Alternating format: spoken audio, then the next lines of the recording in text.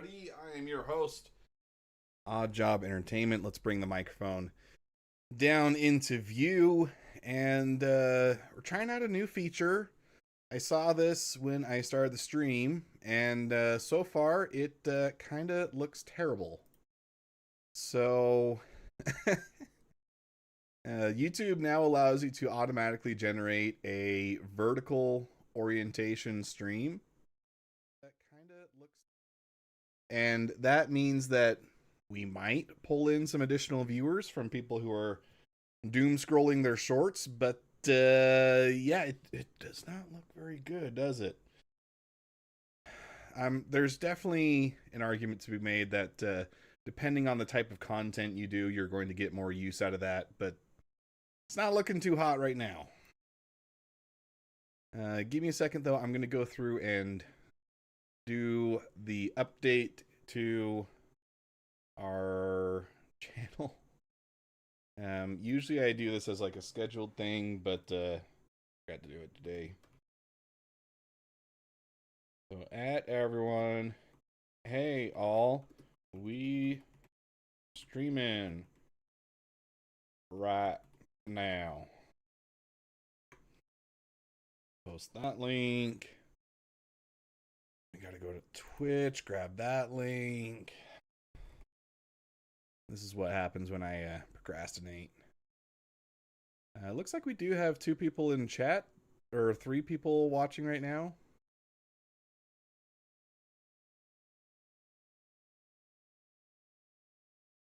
Okay, grab that one. I got to be honest though, just because I'm on the front page of the Twitch site, I get this VR YouTuber pushed to me. I don't understand the whole VTuber thing. Like, especially when it's got the jiggle physics. It seems like it's really just soft core for kids, and I don't really like that. But whatever. That's not what we do here. We do different stuff. All right, so to kick things off, I want to go through a little bit of a design iteration with this. The ones that I have installed are working great. The only downside is, like I said, this right here, sometimes it'll catch when it's printed. So I do want to add just a little bit more of a buffer. And we can do that pretty easily by just changing this dimension. So right now it's set to R3.1. That's R for radius. Make that 3.15. Probably a little too much, actually. And then why are you like that?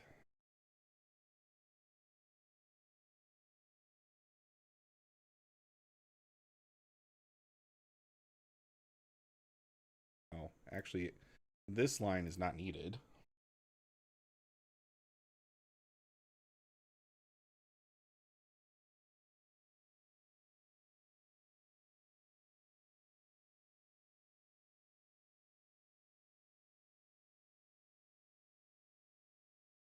Going to bring this dimension way down.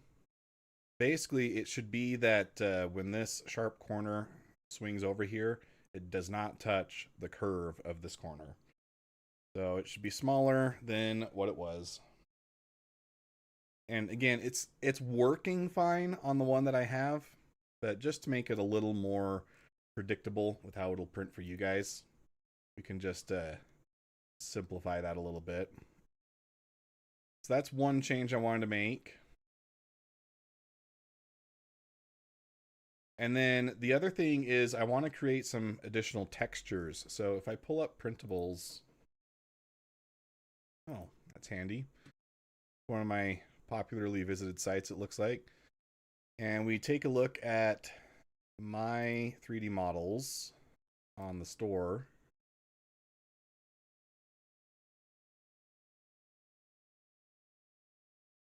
Let's see, one of these shows it. Here we go. So I created different variants to allow a stippled look, standard, which is no texture applied, channels, and ribbed. So that's what we're going to work on adding right now to these guys. Easiest is going to be the channel, so we're going to start with that one. And because of how these are oriented, we have to kind of approach them a little separately. So let's start by creating a midplane for the secondary trigger. And then we can create a new sketch on that. Hit N for normal. And then we can bring in, we can draw a construction curve. Okay, that generated a little weird. There we go. And we can make it coincident with the front face. Then we can do a horizontal line. And then we can create these two lines. This does not need to be horizontal. We connect these. But now we have this leg and this leg that we can adjust. So I just want to get them close to the angles where it starts and stops with the face of this trigger. I want to have them just a little bit inside though. So we can start with this one. Probably 10 degrees. Where does that put it? A little too little. Probably 12. 12 is better. And then I'm going to set these relative to each other so that I can keep some easy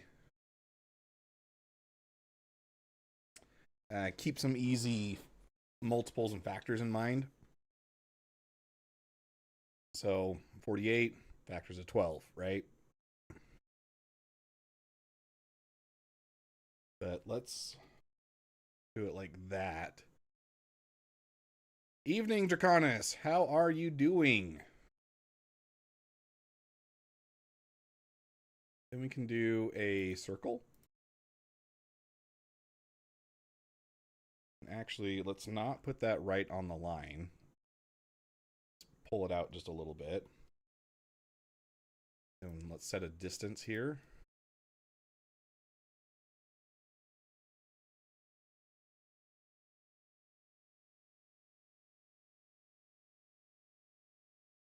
All right, then we're going to create a circular pattern based on this circle.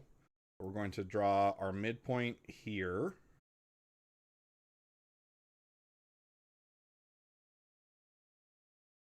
And then we can set this angle to 48. And we can change the multiple to 10. And then you can see that is pretty perfect, actually. But it's created some evenly spaced circles that we can then do an extrude with and remove from secondary, make it symmetric, go through all. Boom, there you go. Channel texture for the secondary trigger. Saying that sketch 40 has something screwed up. Oh, it's because I changed that little detail.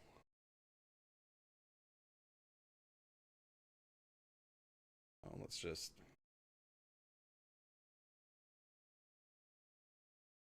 There we go. That should fix everything. Now we have no errors in our build. So that's the channel texture for the secondary trigger.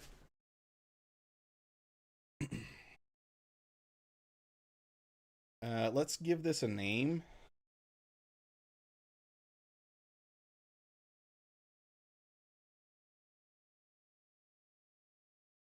because we'll be referencing that plane for other variants.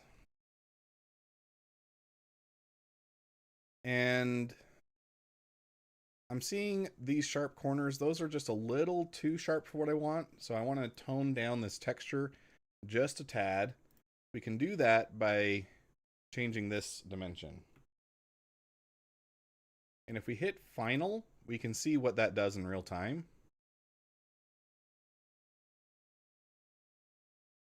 For instance, setting it to 0.75, which is the radius, makes so there's no impact. So that's not what we want. That looks better to me.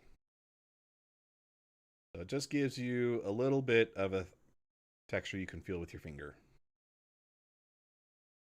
Okay, now we need to create a line that follows the front contour of our primary trigger. It's gonna be a little trickier, but I think we have.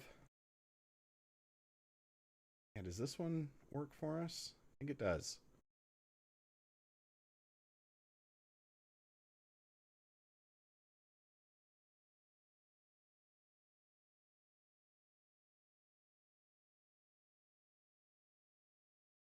Let's see. Let's make that visible.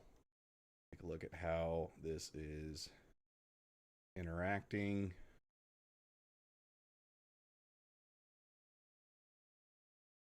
Oh wait, hold on. We should have.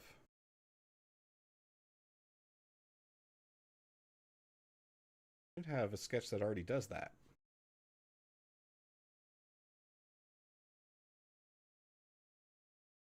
Yeah, this guy. So we don't need to recreate that again. That's perfect. So instead, let's copy this.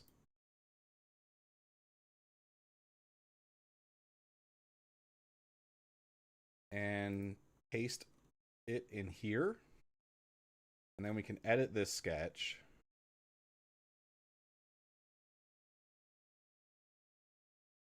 And we can show this one. And then we can just make these two lines the same. Okay, not quite. We're going to have to do a little bit more tinkering, I guess.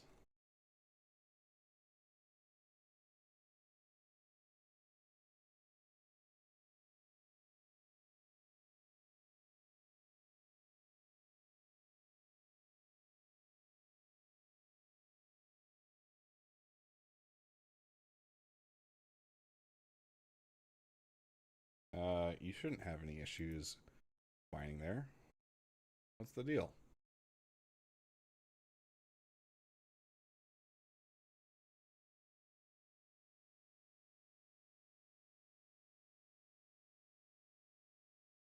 Okay. I guess that fixed it.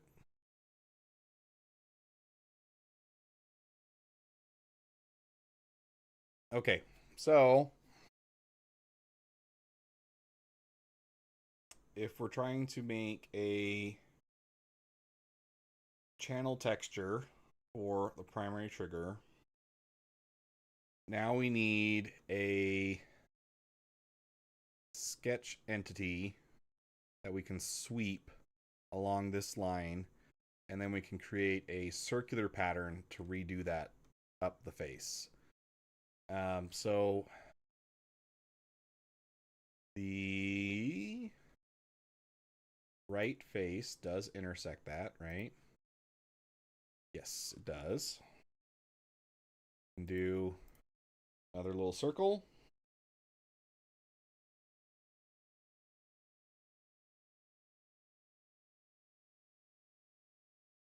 I think I have my scale wrong. There we go.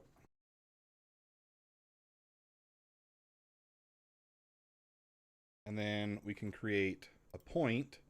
We can set that point to be pierced with Shift G by this curve. All right. Now, if we create a construction line starting from that point, we can make that coincident with this line, and it follows the same plane. And we can set that to the dimension we used before.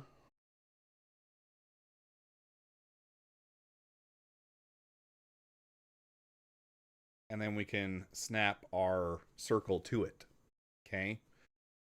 Now, since I've used those same dimensions a couple times, it's probably worth it to just turn them into variables. So let's do that.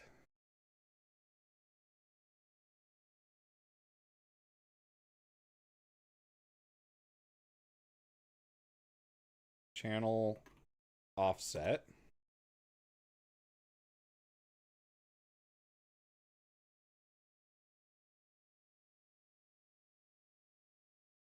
Channel diameter.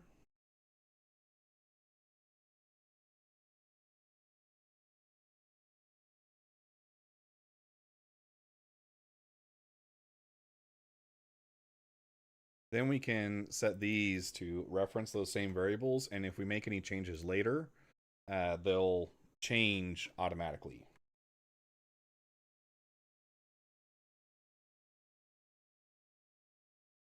Looks like we got 4 people in the YouTube chat. Why y'all so quiet? I'm glad to have you here, though. You know, don't go.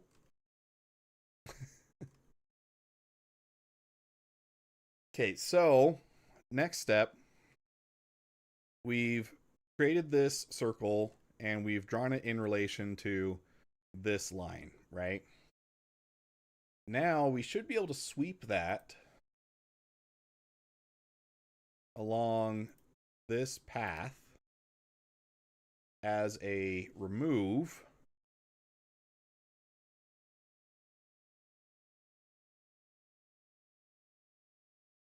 Oh, so we might need to do it a little differently because right now it doesn't touch at any point, right? So if we do it as remove, then it doesn't recognize that it's actually doing anything. But so if we create it as a new entity first, then we can create a circular pattern of this shape, set it to that.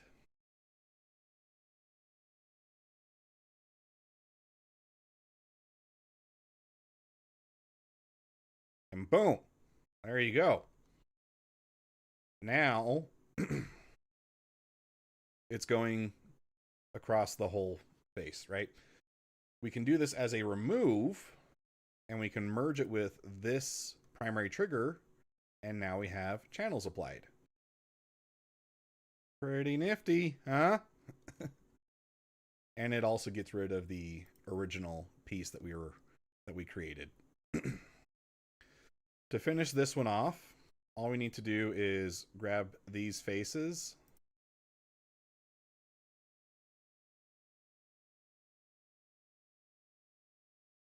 Actually, no. I want to do that differently. There's a more efficient way to do this. If we just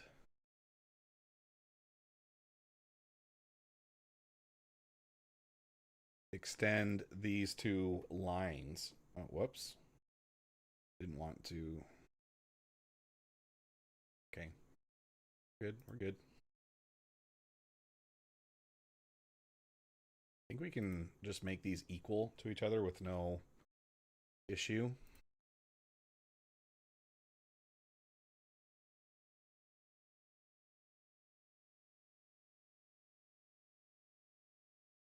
All right. Now we change the path to include these lines. Now it goes through the entire side of the trigger face.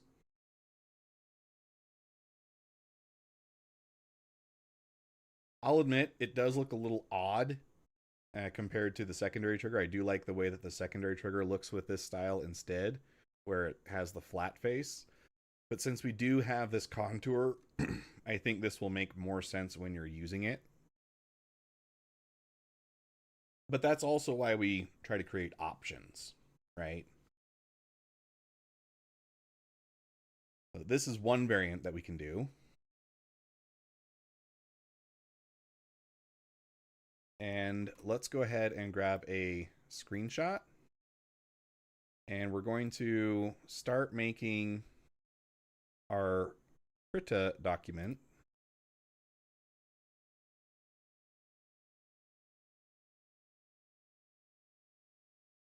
So we'll stow that for later when we need to create the advertising material for this. Now we're going to go ahead and put these into folders.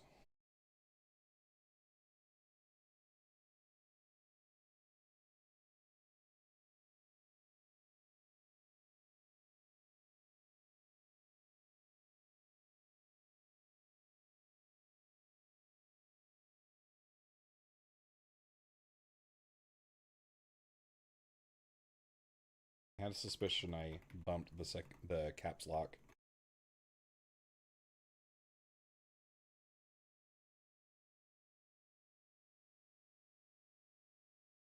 And then additionally, I'm going to put all of these in a folder and call it channel. So that is our channel variant. If we then suppress this, we're back to standard.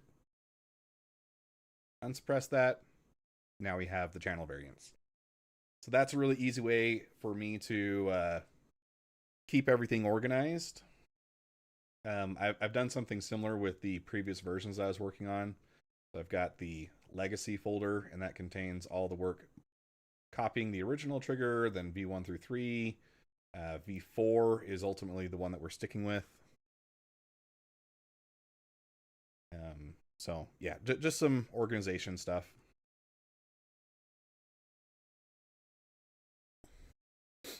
Let's go ahead and start creating, though, our release folder.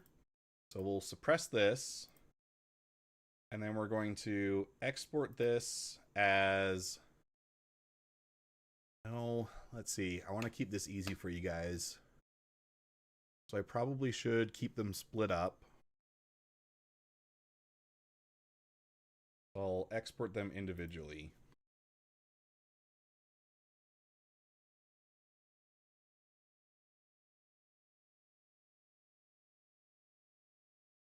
And I'm going to do a folder for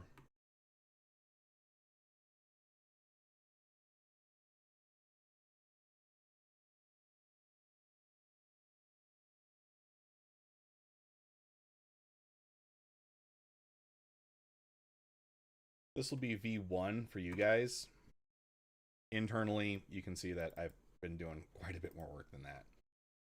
So this is the primary sidecar standard.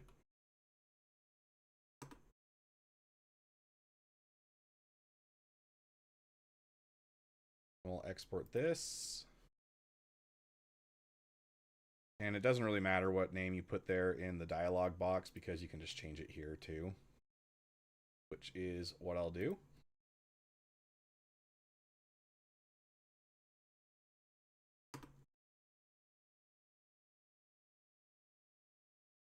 Then we can unsuppress this, and we can export these as the channel variants.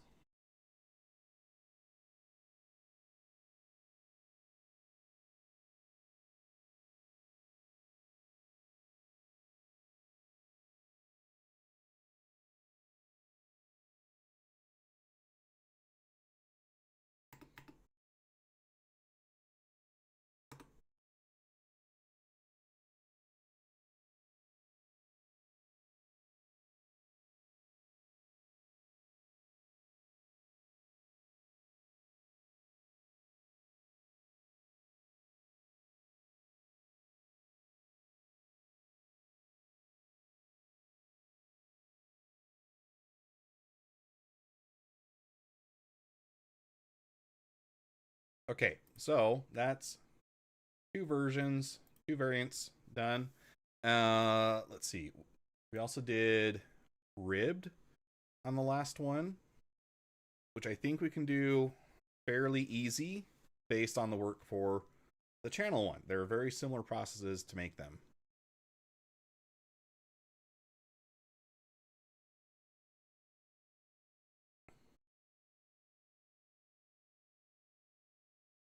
Let's see, I suppose I need to unsuppress this.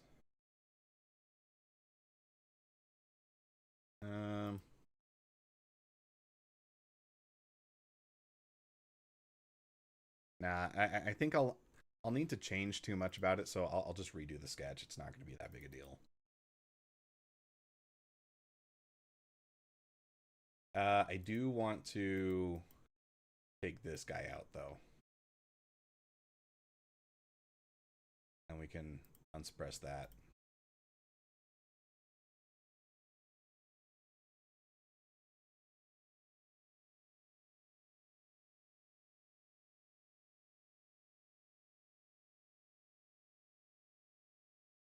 There we go. Okay, on to the secondary trigger midplane. We're going to create a new sketch.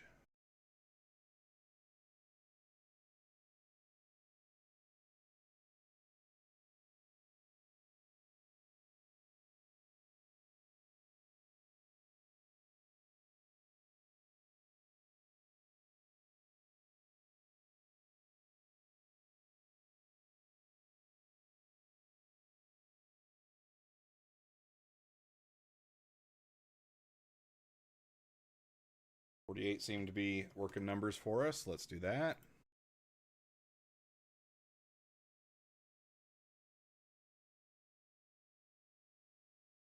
Boom. All right.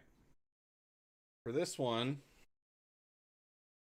tricky part is the ribs follow the the face more on the secondary trigger as well. We need to do a little bit more work to get them to follow correctly. So this is all well and good for getting our first pipe drawn, or at least the circle for it. You can set these to be coincident on the same line.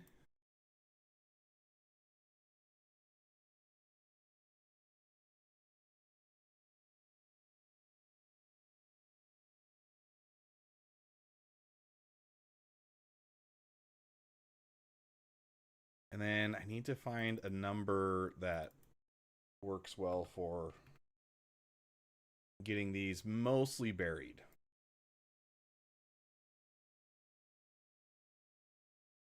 That looks good. We'll do that. Okay, so that will be our first pipe shape.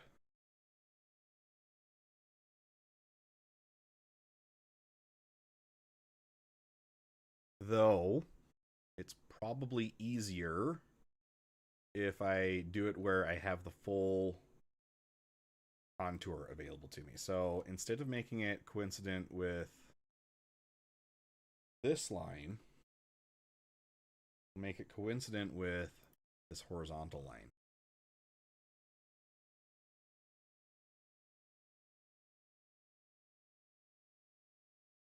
And then we can embed it here.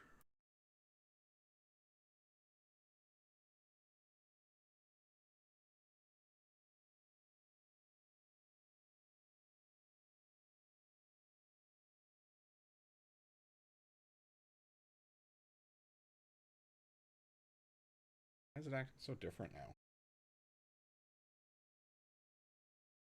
That'll work. Oh, it's probably because we had that little bit of a curve. Okay, so yeah, good that I'm doing this here. Now I need to create another plane, and we need it to be offset from. Actually, we can do plane point, and we can select the top plane and that point. That creates a plane that we can use for our next sketch.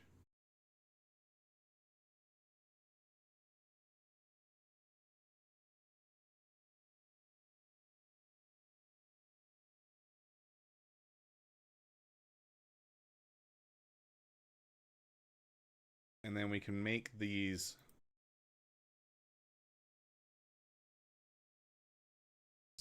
do pierce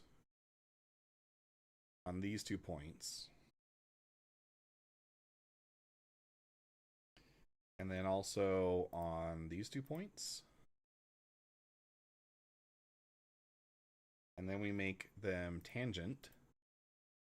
That will give us the contour we need.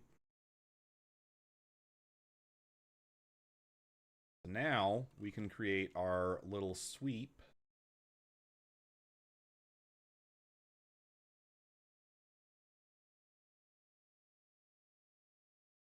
Just like that.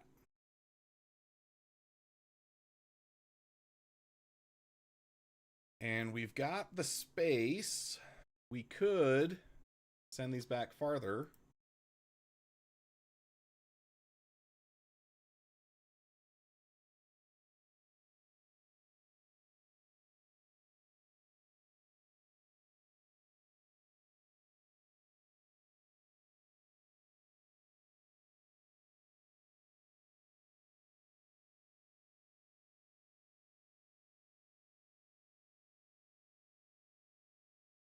And then we can just add those 2 lines to the sketch profile. Now it'll do that. I think if we do...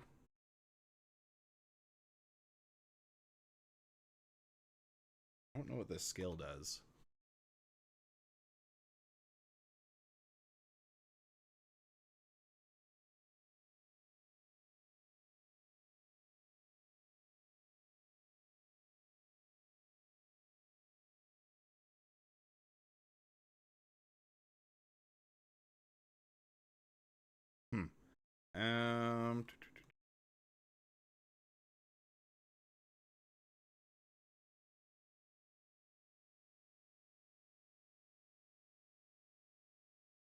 I think I really like that. Shorten this a little bit.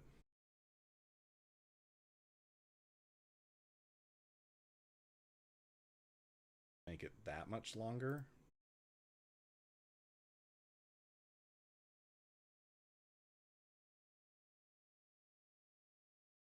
And let's do a chamfer.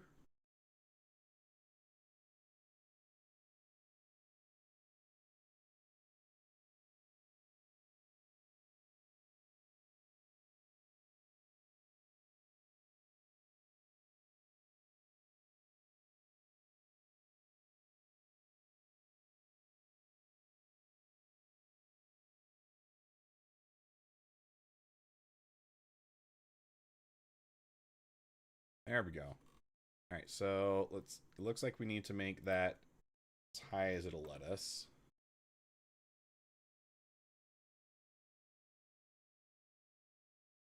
And that kind of sinks it into the face.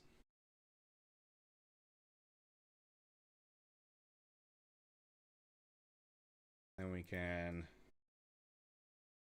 that, smooth it out a little bit.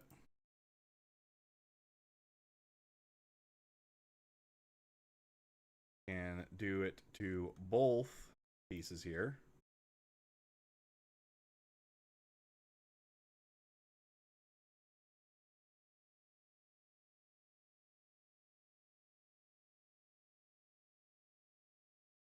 Now we can do our circular pattern, but make it a feature pattern. And we can do these 3. Like the front face as our axis. 48 minus 13 for the angle. Do 12 to start.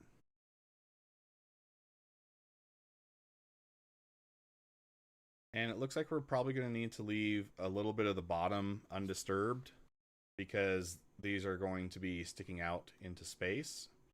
And it's not happy with that. So let's see. We can do a little bit of math here. Or we can just cheat, do it this way.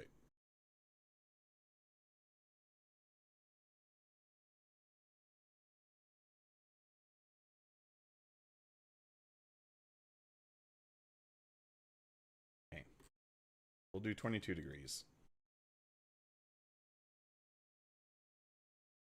Let's bump that up.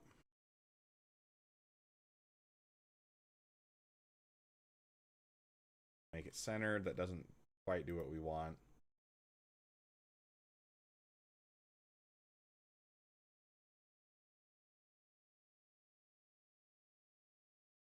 Right. Pattern.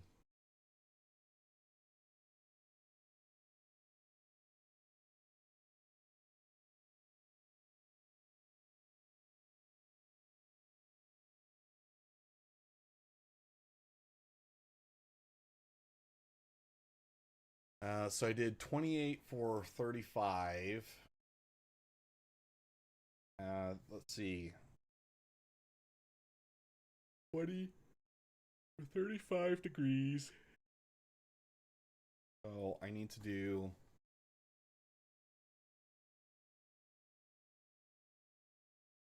20 divided by 5, 13.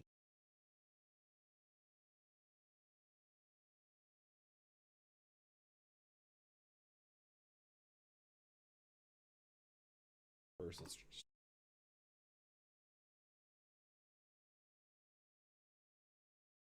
that numerically. 0.6.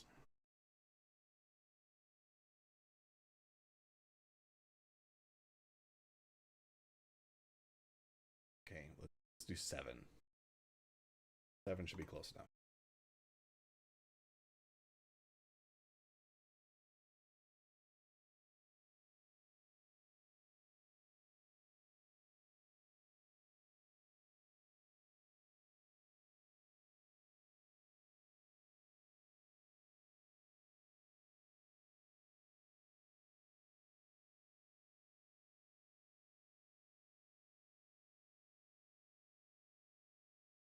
Yeah, I'm just not going to do those ones, actually.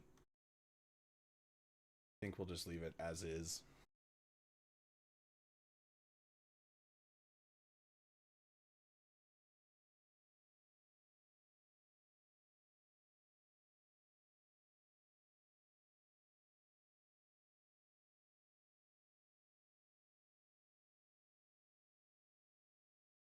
And create another sketch on this.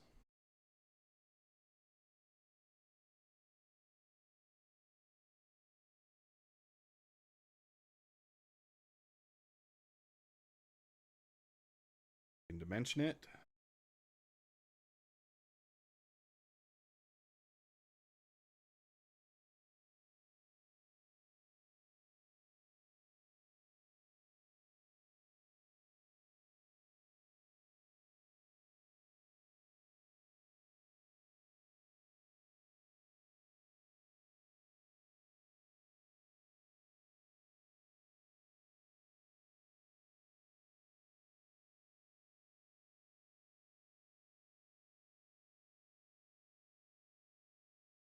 And I think we actually just end up to be the same.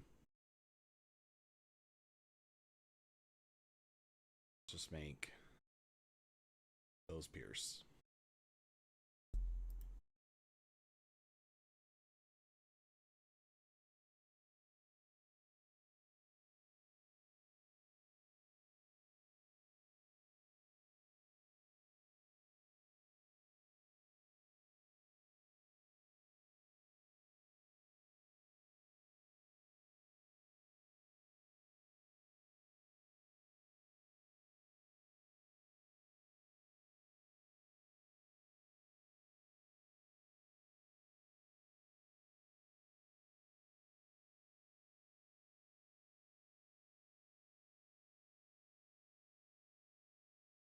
Forty's looking kind of good. um,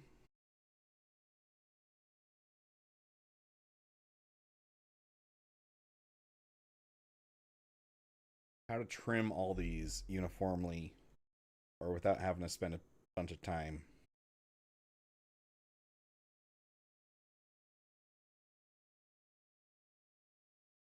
Let's create them as new.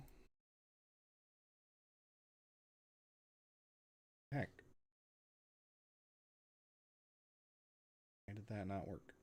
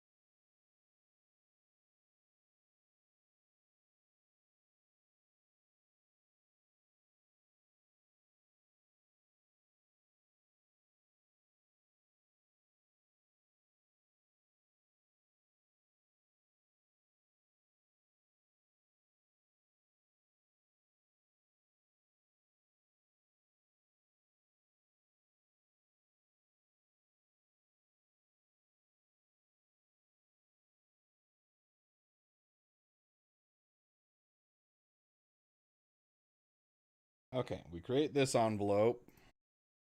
This will be an easy way of trimming everything on the one side at least. And maybe we just have this go through both. I don't really see a downside to that.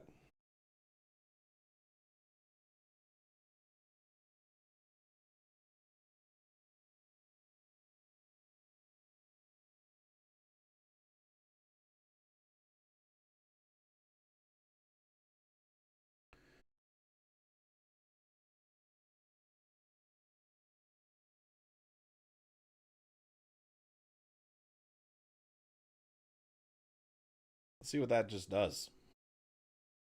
Have that go through all. Make it symmetric.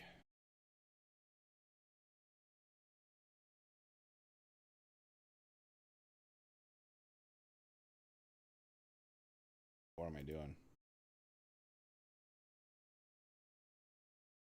And just do it like that.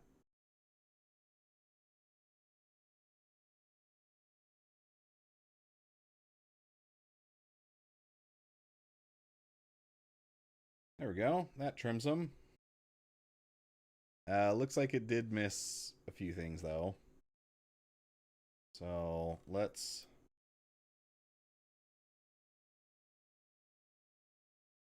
delete those.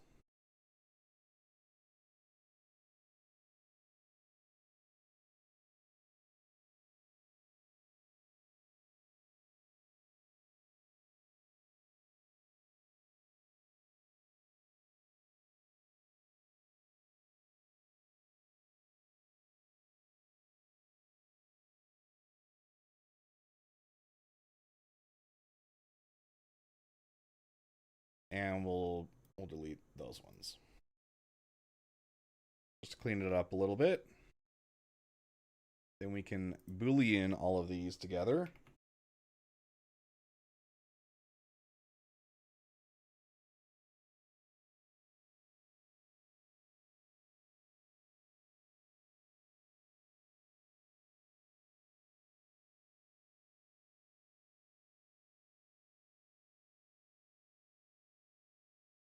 That's right. Now I'm remembering when you try to Boolean it, it does combine them as you go, so you can just actually keep clicking in the same spot, and you can see my list is getting longer.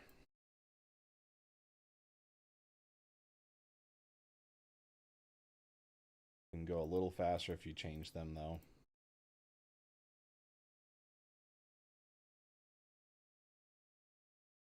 See, now we're reaching the bottom of the list.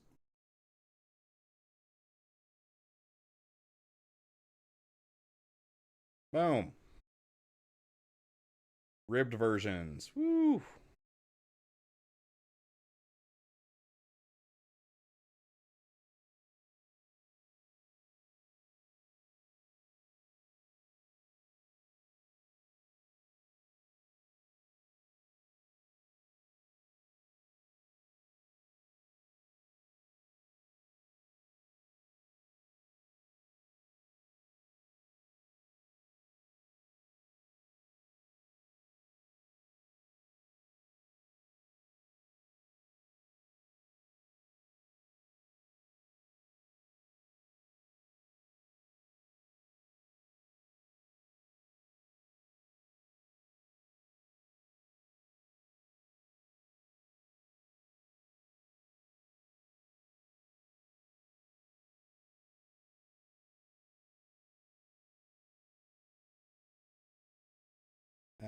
Probably would have been faster to do this by selecting these beforehand somehow. We're already halfway through though, so I'm not going to worry about it.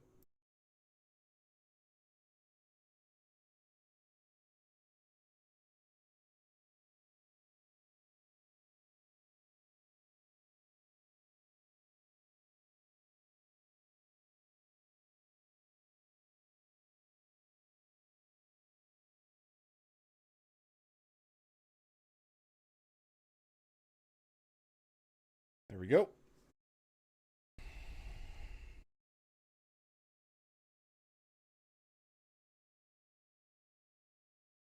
We'll export this.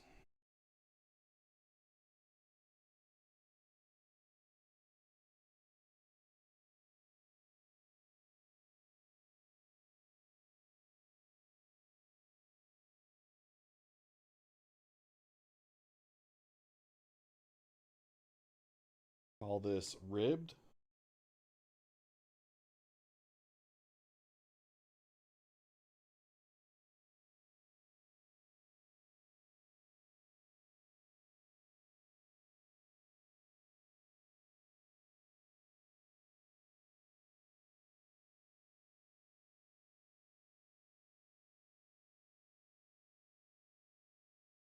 Evening. Only here for a few minutes to see how it's going. Well, welcome, Wesh.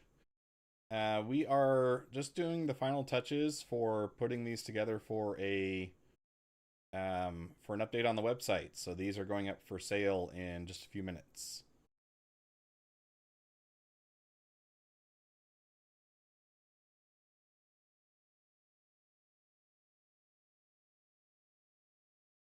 But we got a lot of use out of this style of design yesterday. So very happy with how they've progressed so far.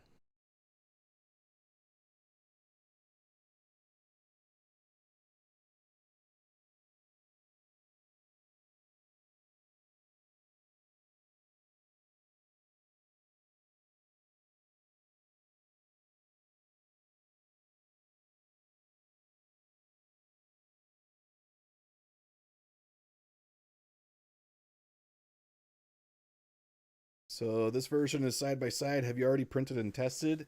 Yes, they work great. Yeah, we used them yesterday. You probably just there's probably just a little bit of lag for chat, huh? Because I did just answer that one, so probably just didn't see that before I started reading again. But yeah, these work great. I'm much happier with these because the extended trigger on the Gladiator you had quite a bit more space for your middle finger. It's not as generous in that aspect on the Constellation. So having them side by side makes it a lot more comfortable for your middle finger, but it also makes it a lot easier to just make it work well with the flip down trigger. That's the other big benefit. The flip down trigger, it made it so that you had to have the extra one start farther back, so you had even less space in order to make it so that it was functional, and I just wasn't a fan. So that one will still be available because people have already bought it. I'm not going to take that away, but this is definitely, in my opinion, a better solution. So I'm happy to offer it.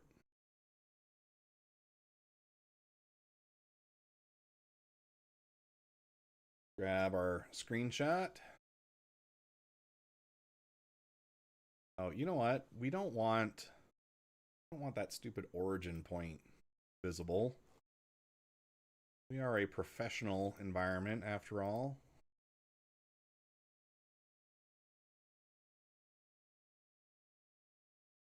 Yes, you will need to mirror these in. Pretty easy to do in the slicer. To keep things simpler for the file packaging, I'm not going to go ahead and make left and right versions. I'll just give that in the instructions. Otherwise, it has the chance of being a very big file pack, as I learned from last time. Once we get around to adding the stippled version.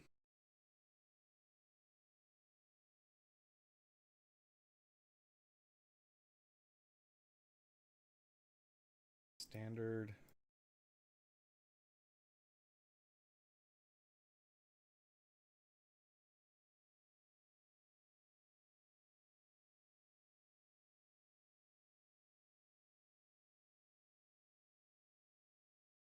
Let's get rid of this layer then, because that had the origin point visible. Like that. All right, so stipple. This one is always kind of tough because it makes things start moving very slowly.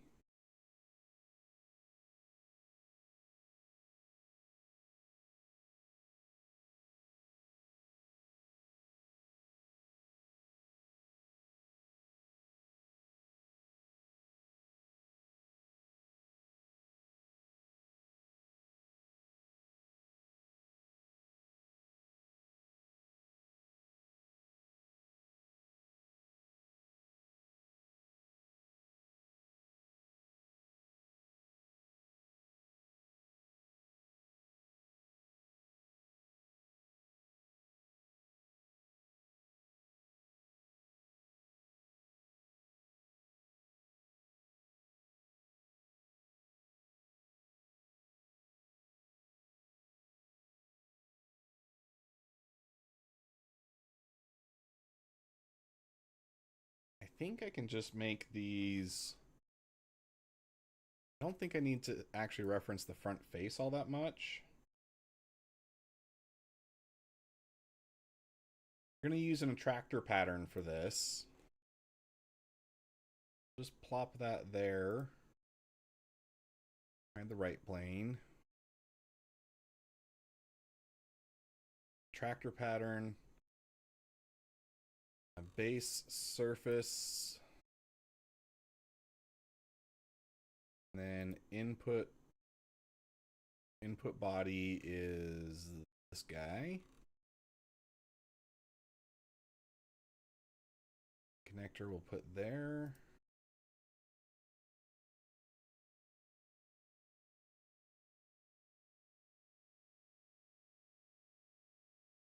This is the part where it gets confusing because I don't actually understand what the attractor does. I think I need to change this mate connector like that. And then that looks a lot better.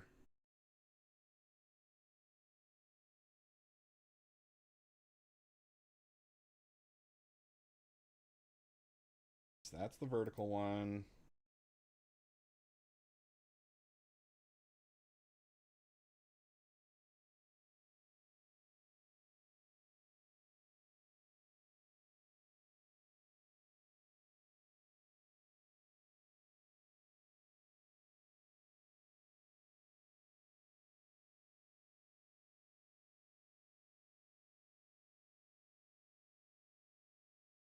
Then we can add that to the main.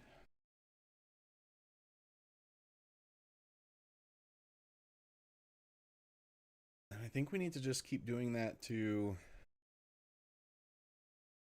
this face. Wait. Keep inputs. There we go. Put body, this. That.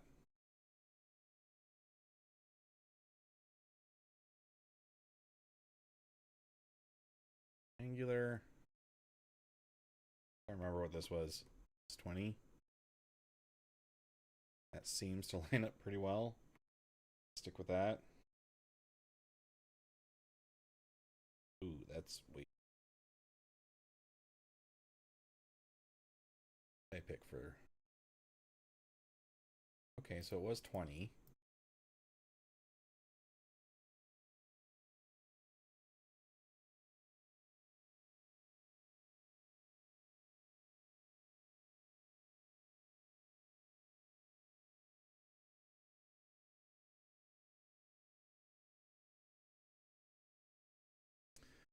It's it's overlapping and I don't want it to because then you're getting these weird figure eight looking things.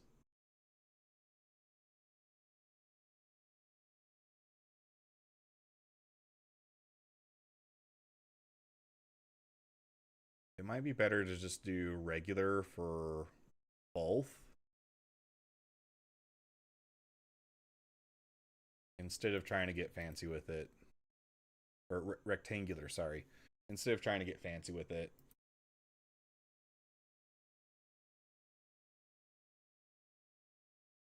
A little bit of a gap there, isn't there?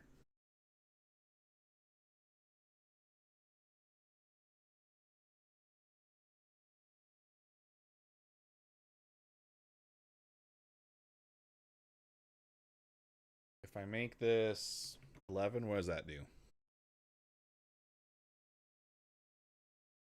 Okay, that might actually fix it. Yeah, that gets them a lot closer where I don't think people are going to be able to tell just by looking at it. Still get off a little bit. Urgh. Maybe if I change that point. Nope. Still bad. This line.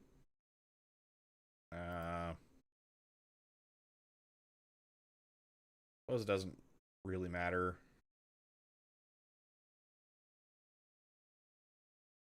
Merge with this one.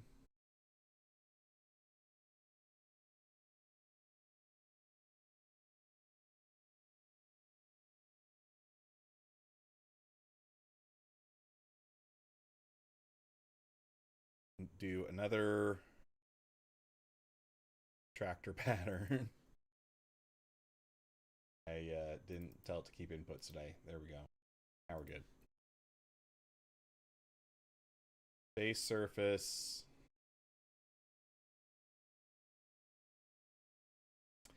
I'll do it to make it look consistent, but it is a pain because there's a couple of different faces here.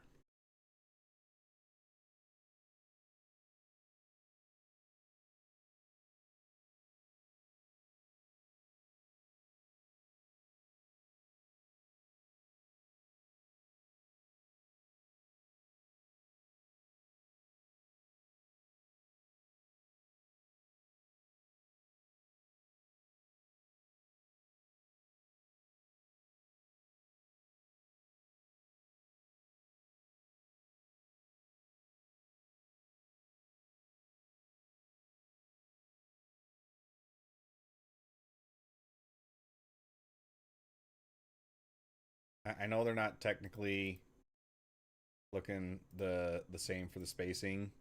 I don't think you're going to be able to tell. Or if you can tell, don't leave any comments.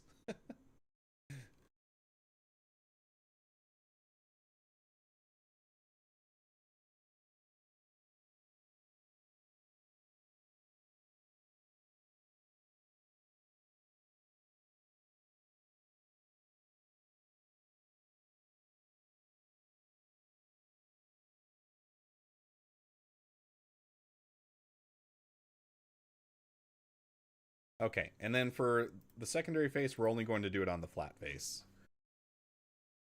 Bio, yo, what's up? Nice stream. Keep it up. I really enjoy this game. Yeah, yeah. Onshape is a great game.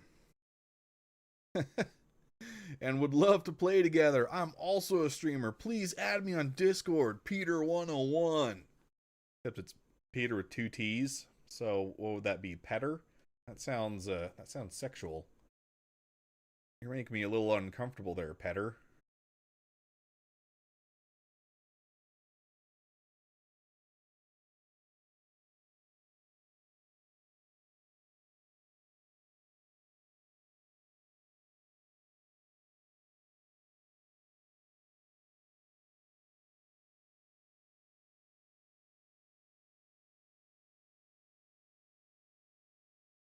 See, it does just look better when it's a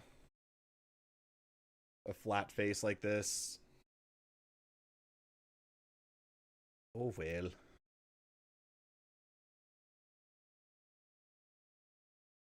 Boom. There we go. So secondary stippled.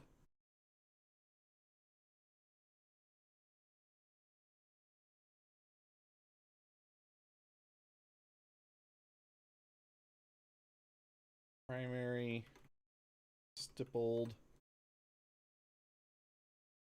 Grab that angle again.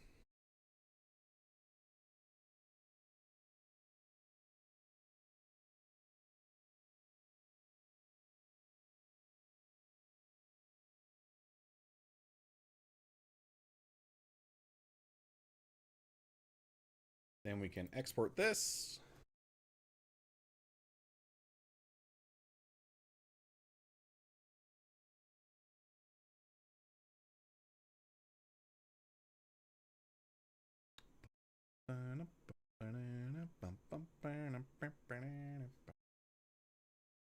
Taking a minute. What's going on?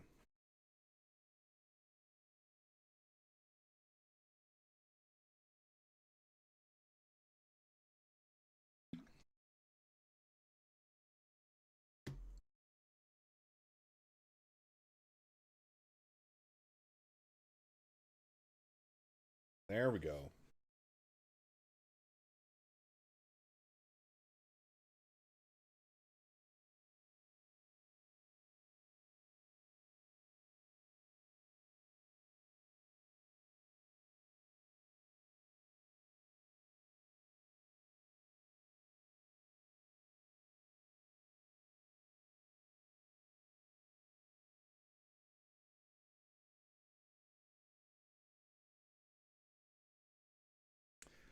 Oh yeah, that's right. It's because of the extra geometry. We can take a look at this in just a second.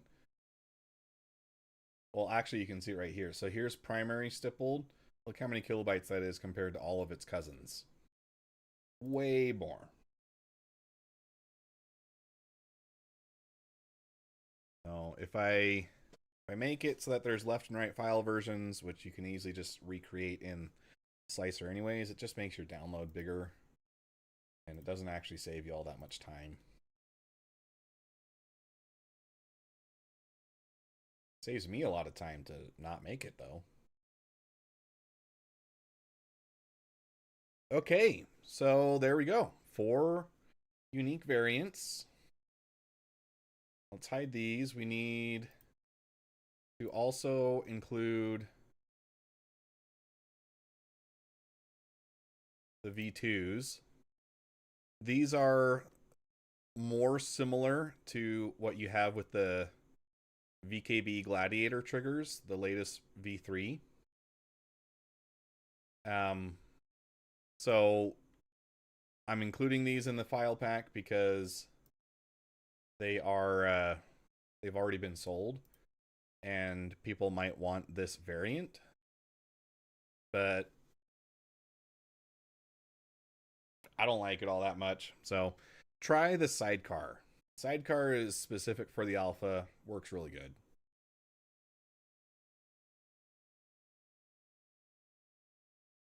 We'll call this primary classic. I'm not going to bother making...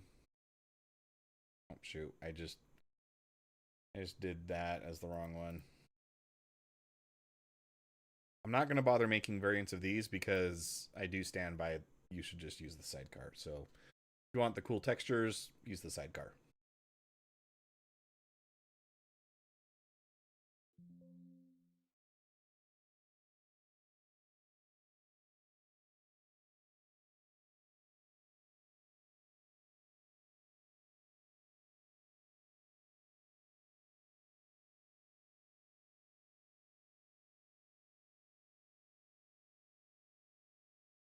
Okay, so that is done. Now we need to create a zip from this.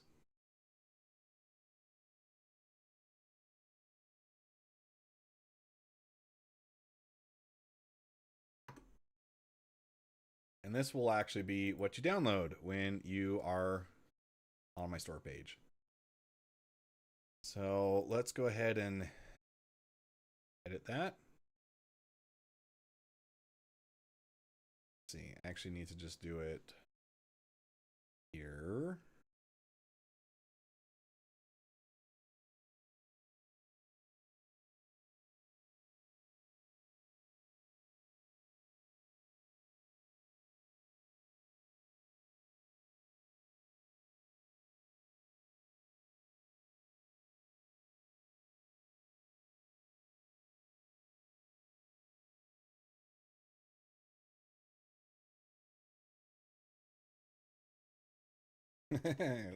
If I can type right, we'll get through this. These have been thoroughly tested to make sure they are best option for improving.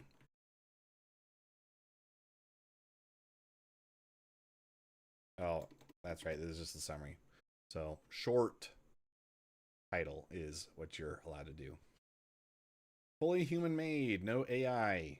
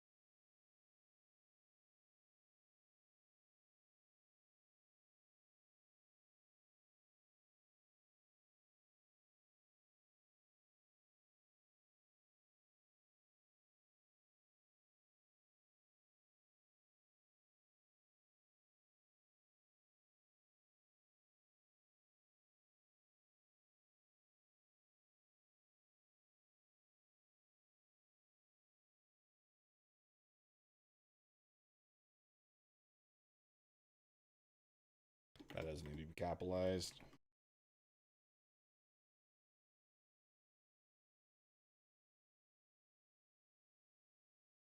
Nope.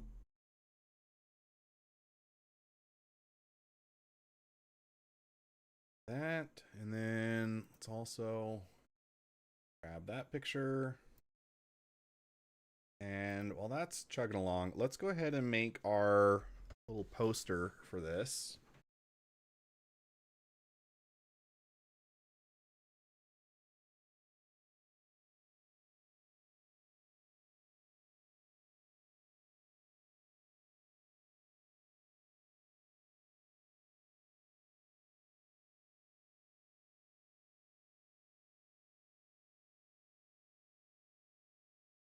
So because Onshape defaults to the same scale, when you do the snap views, these are all the same size, which is very convenient, but they do still include the white background, which I'm not a fan of. Go ahead and merge all these. And then we can select white.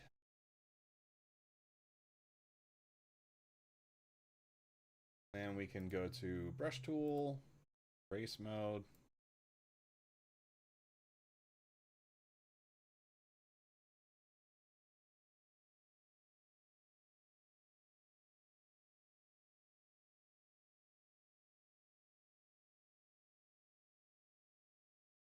can just clean these up. It would be a little easier if I set this to my tablet, but this is easier for you guys to see.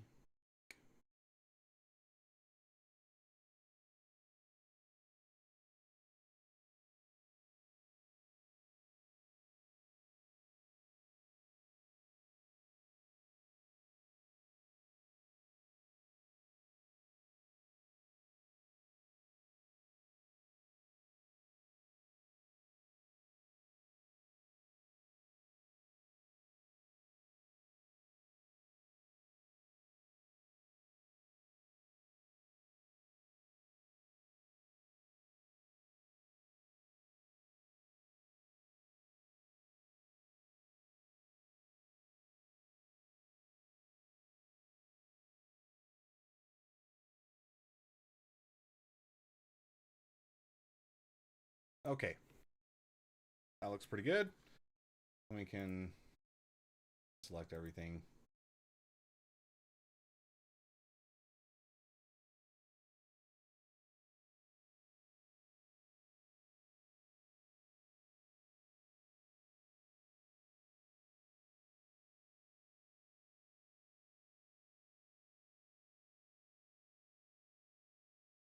Okay, and then here's a little trick to get everything to look like they were planned out a little better. If you lay them on top of each other, that sets it up so that when you do your when you move them, you can do them as a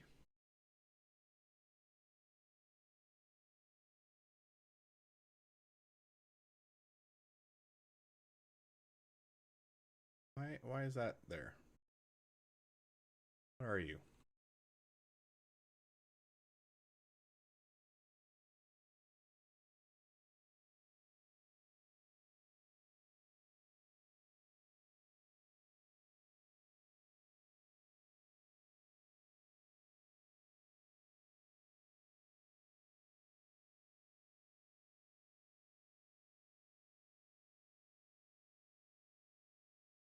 What do we have going on with transparency? Why can't I get rid of that?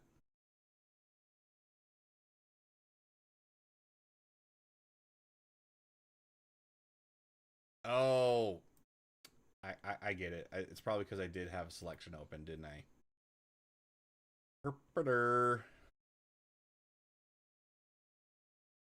Anyways, as I was saying, you get these laid right over top of each other, or at least close, and then you can use your movement limiter in the when you want to move them. I think it's shift by default, and you can make it so that everything is like a cardinal direction.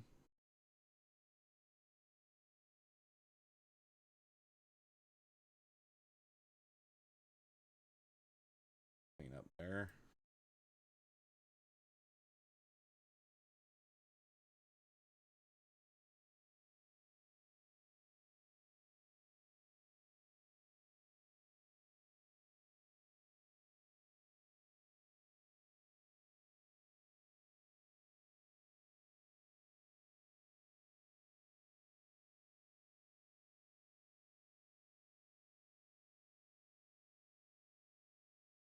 Oh shoot.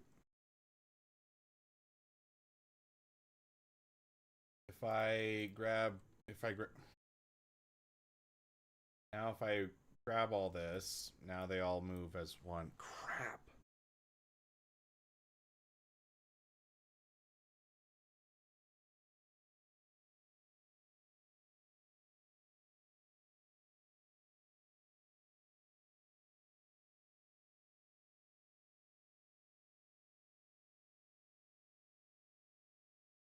Oops.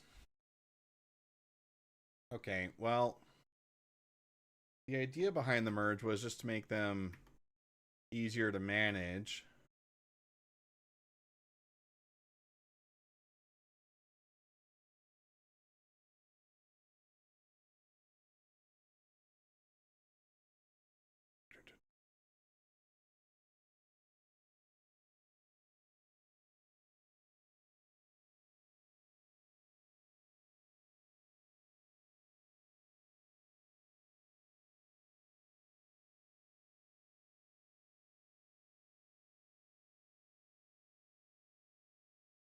I can't seem to undo it though, so let's see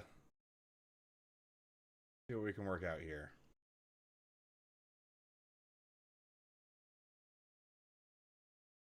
Yeah, I'll just get rid of all white.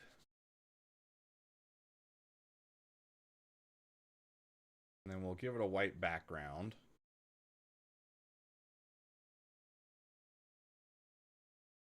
And then we still get to keep that illusion of white.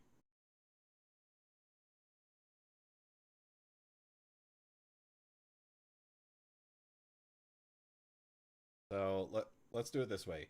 We will move them one at a time before we break the selection, right? So right now we're good.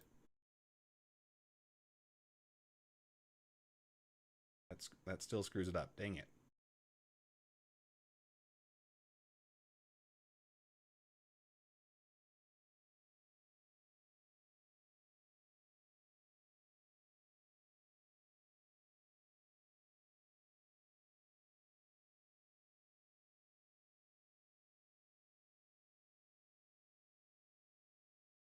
Okay, well, you know what? It's not actually that important for them to be super lined up, right? So let's.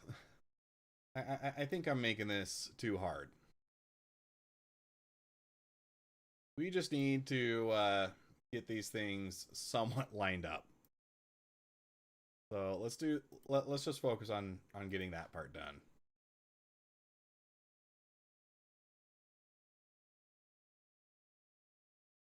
Crash out on keeping things organized.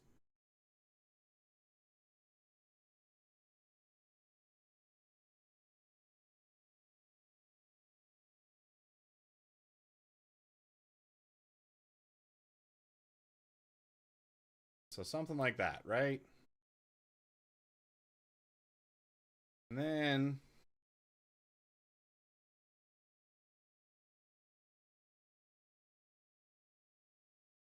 you just want to crop.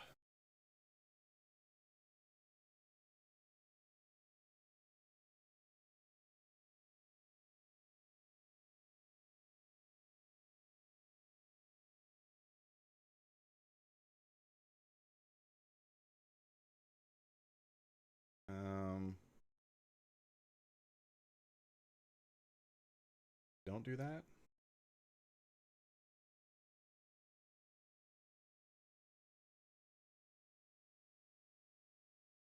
Can I not remove the layer? Weird.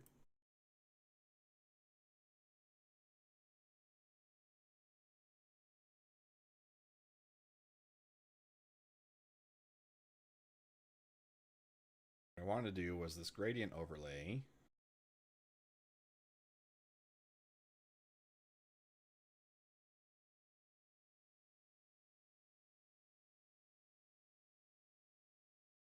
Something like that.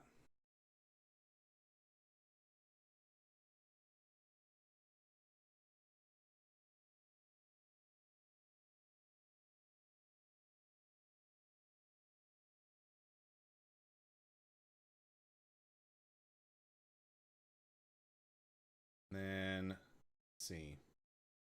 Layer, transform, mirror layer vertically. No, that won't do it because I need to just do it through the layer style.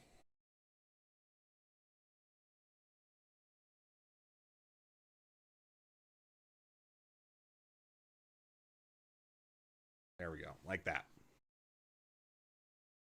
Creates a little bit of a visual interest, right? Then we can create a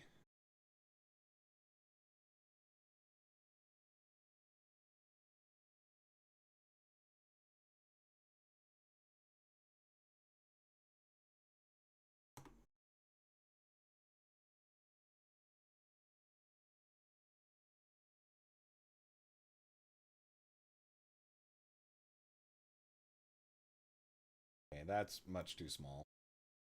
Let's bump that up.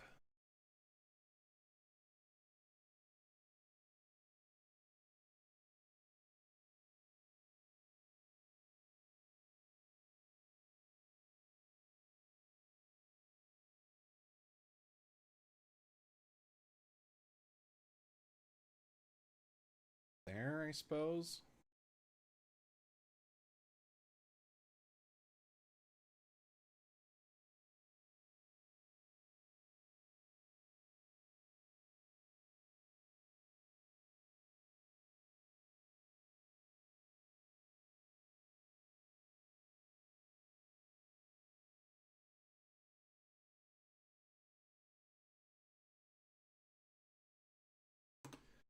Call that one channel.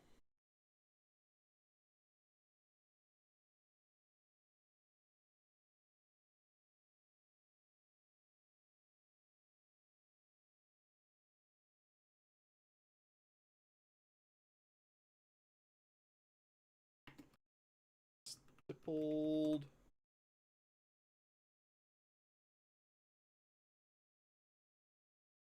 Then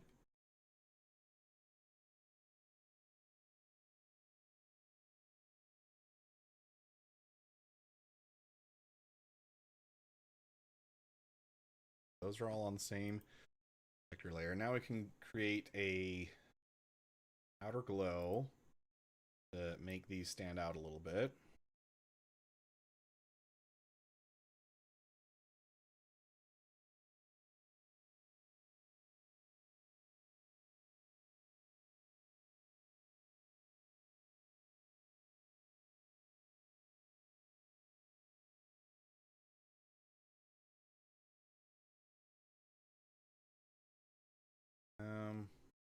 Not really getting a very strong effect from that yet.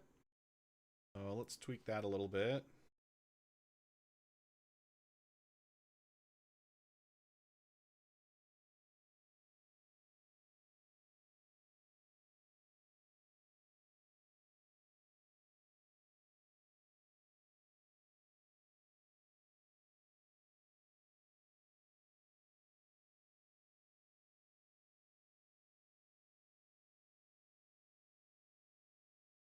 Let's increase the opacity of this so we get some more.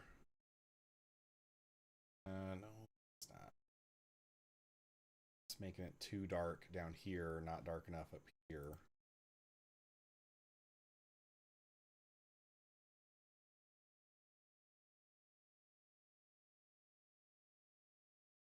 Something a little more artsy.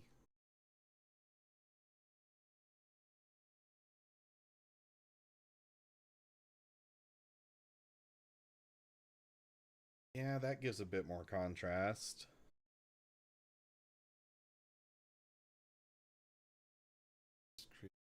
Create my own though.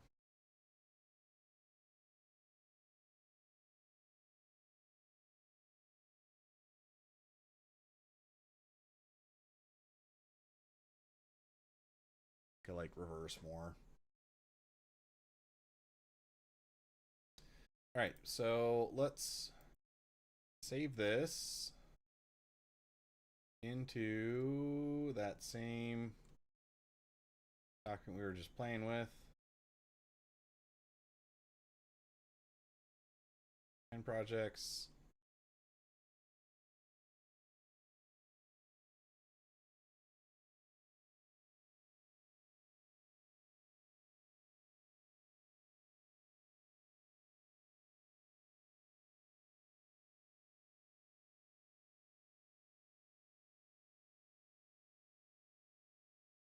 Then we can pop back into Brave.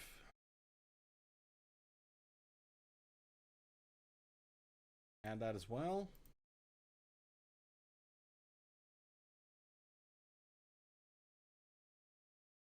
And then on my YouTube channel, the members got to enjoy a sneak peek at these variants because I did a post. So if you are not a channel member, you're going to miss out on some of the posts that we do. But I need to just grab probably this one.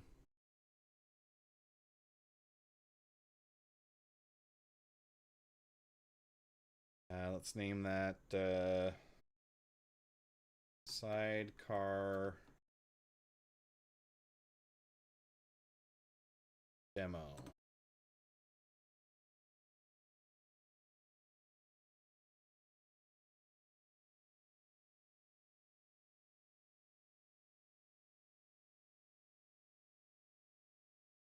That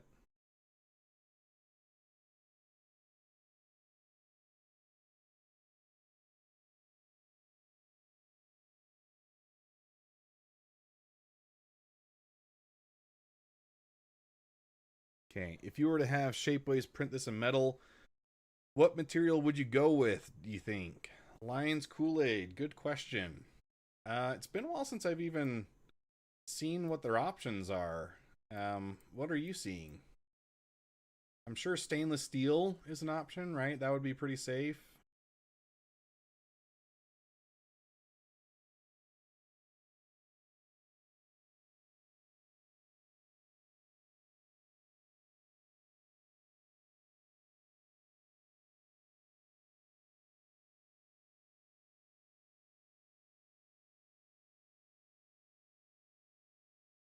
You can definitely take a look at it in just a second, though. Right, that's what I was thinking. Yeah, I mean, stainless steel, hard to go wrong. Um,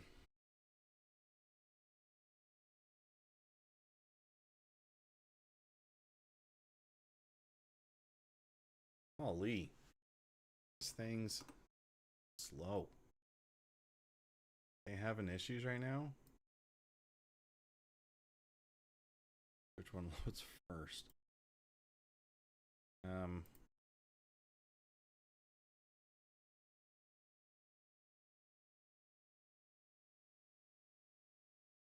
Edit this. What do you mean we couldn't find the page you're looking for?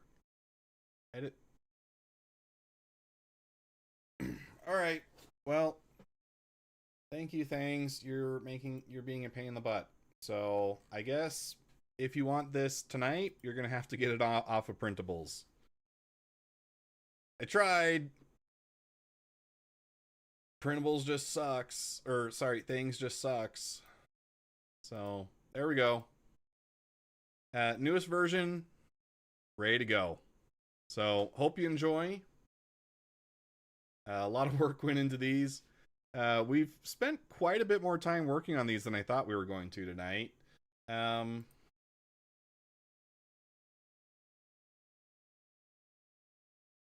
Hopefully we learned something along the way, though. Got to see how I package things together. Let's take a look at what materials we have for metals if you're to get these made by Shapeways. Um,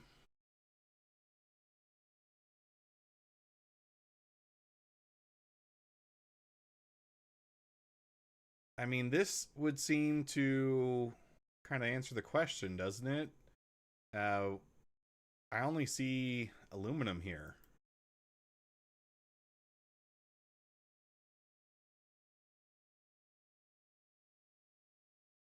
Do they not do stainless steel?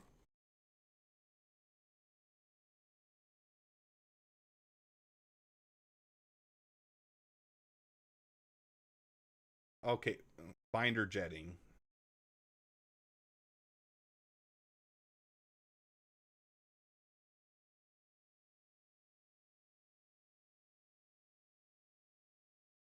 Um, all right, so I think I did change my mind.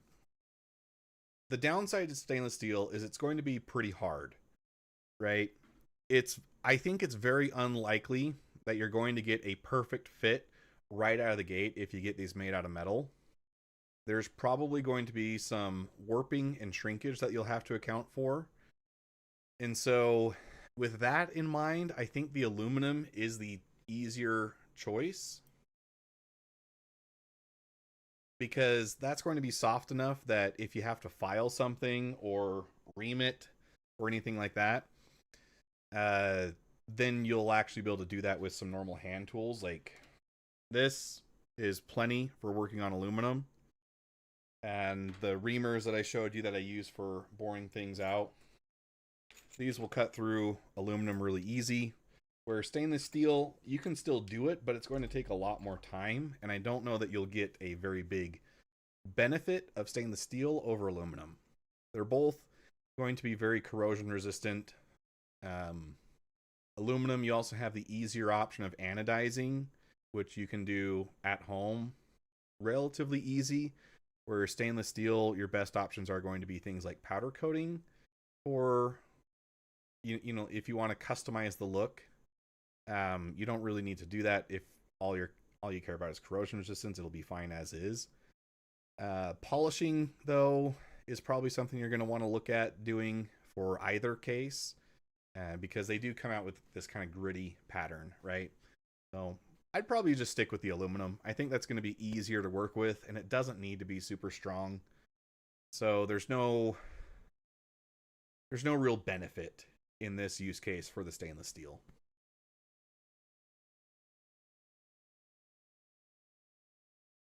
Well, that's my thoughts on that, Lions Kool-Aid. And does that answer your question?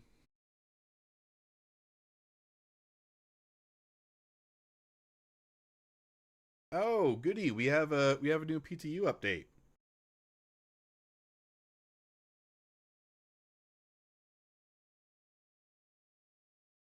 Do they say anything about it on RSI website?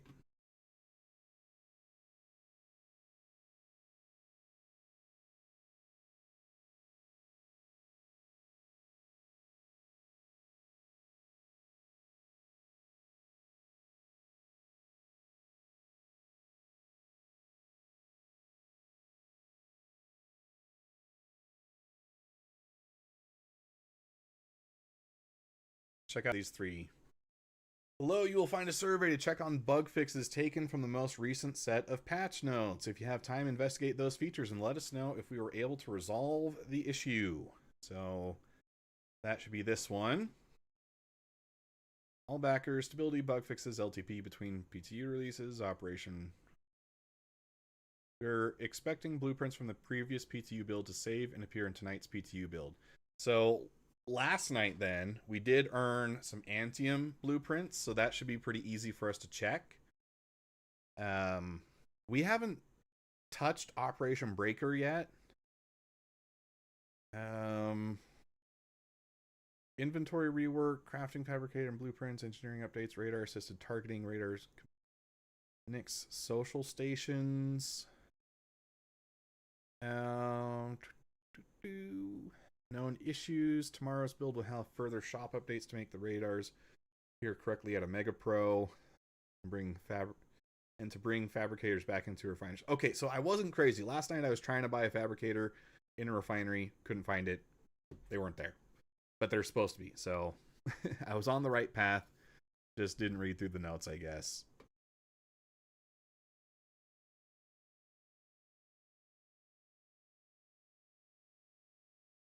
So, further tweaks to crafting UI for slight adjustments to better align boxes and text and general UI cleanup. I don't know that that's something that we'll really notice because those all sound like pretty small things. So unless you're like pixel peeping. And then what's this guy talking about? Can't provide an ETA, but I can confirm this issue is with the vehicle QA team. What are we talking about here?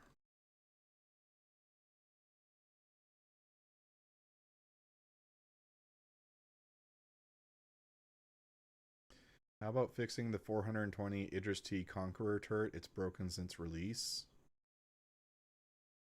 No.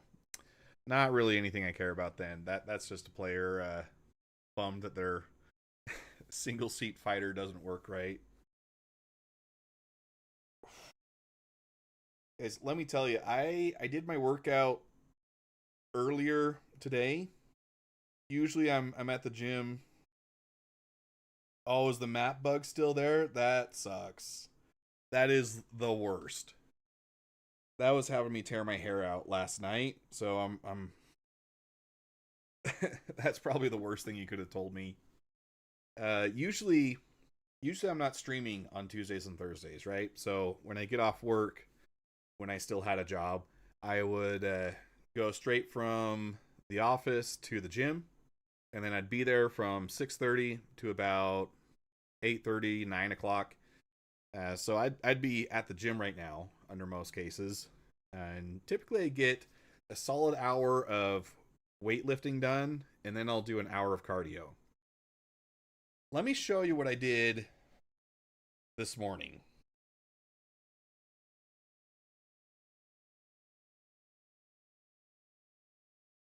pull open my Samsung Health app.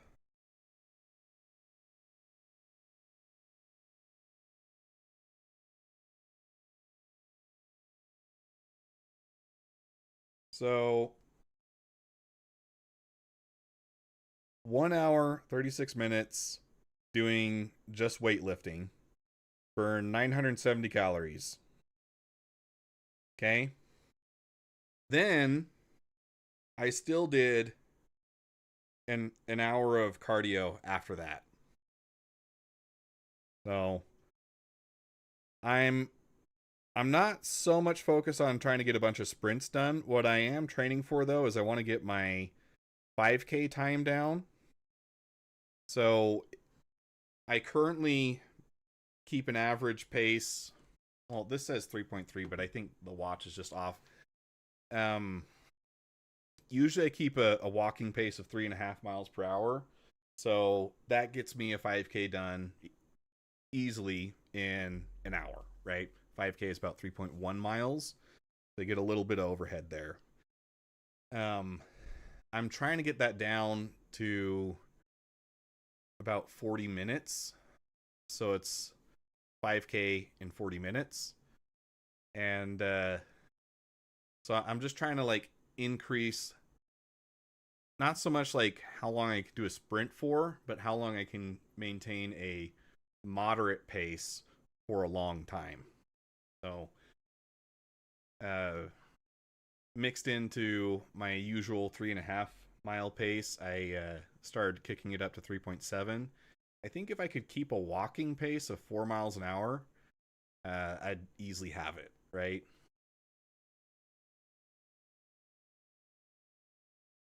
So,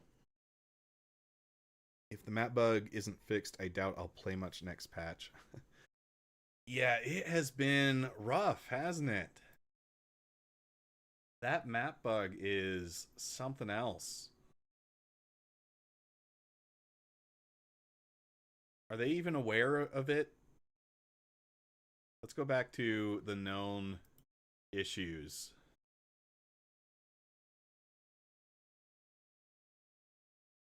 Okay, PU star map mobiGlass UI. Star map is zoomed into the ship when in a cockpit instead of showing the region system or region of space.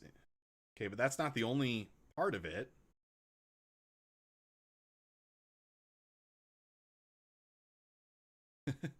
Okay, surely we're talking about this in the issue council, right?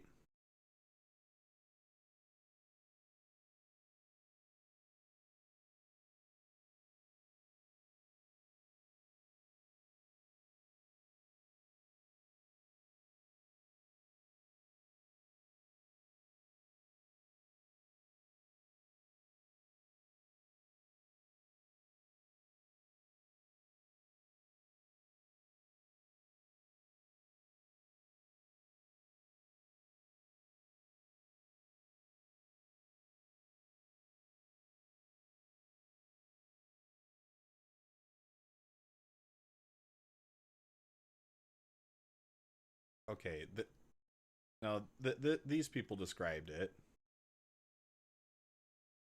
They're merging this to investigate a wider issue.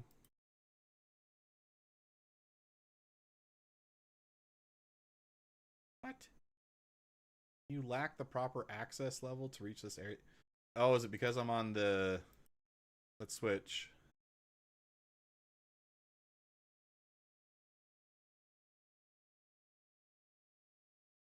There we go.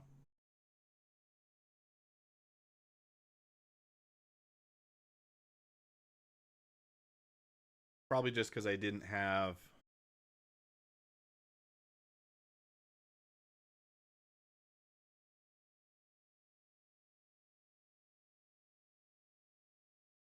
Uh,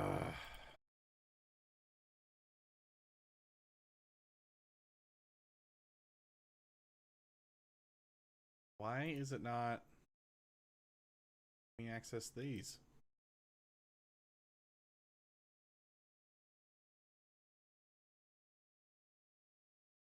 I can't actually get to the issue they want me to link to.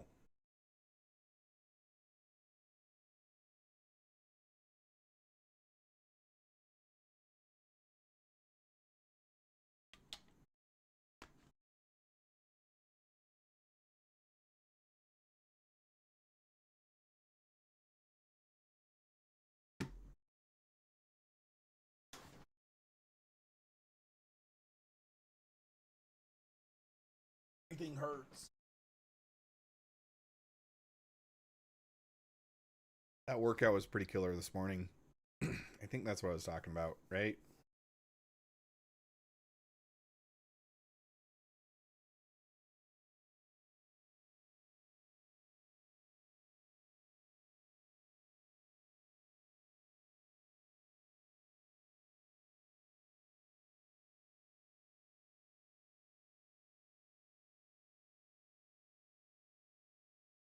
And randomize all.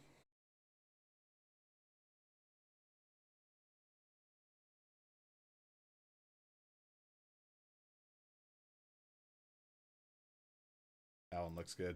We'll do that. Skip. Okay, so the rest of the content for this PTU is in Nix. So while it sucks for spawning in the PU as your primary home, we can go ahead and use it for the PTU.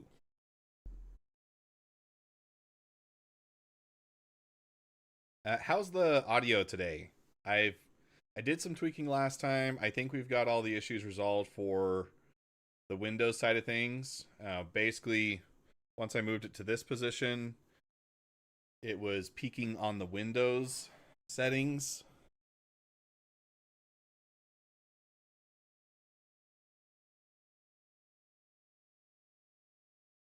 But I haven't seen any complaints. So I assume we're doing good.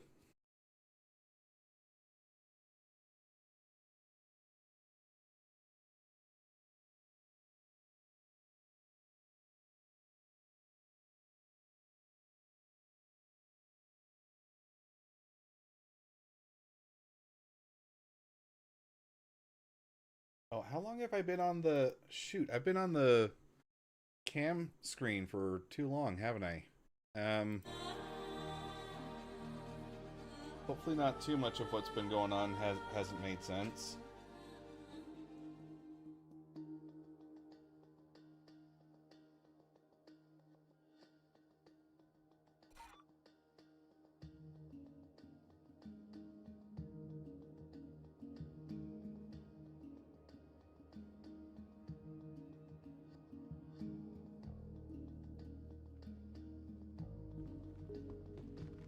And immediately we find a hanger bug.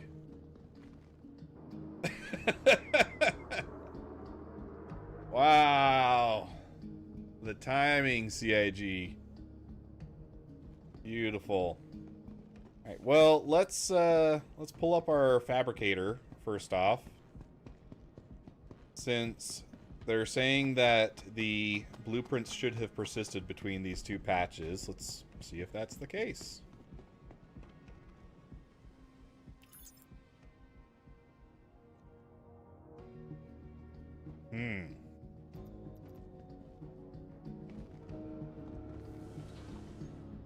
Is this even my hangar? Keep seeing all kinds of weird stuff happening.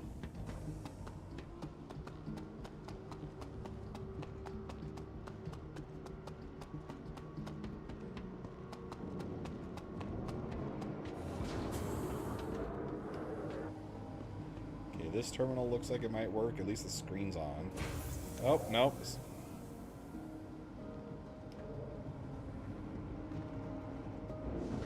Okay, let's try something else. Let's go out of here and come back to a hangar.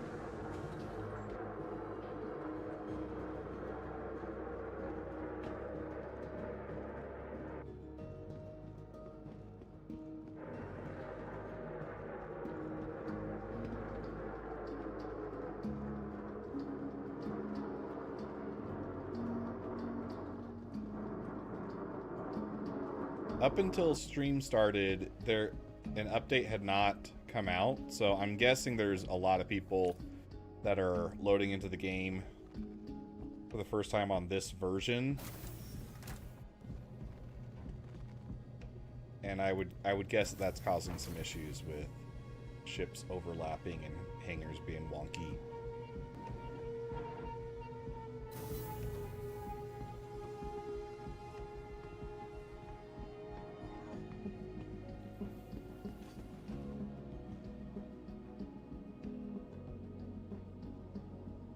First off, did we keep the weapon that we crafted last time?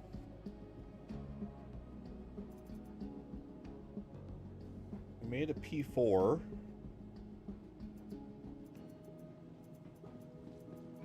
I see this Night Stalker. We didn't make that, though.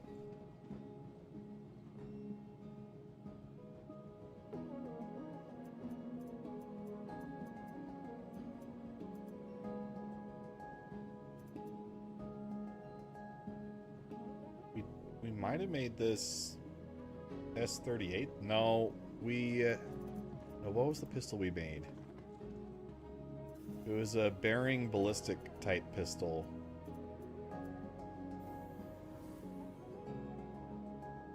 Yeah, that's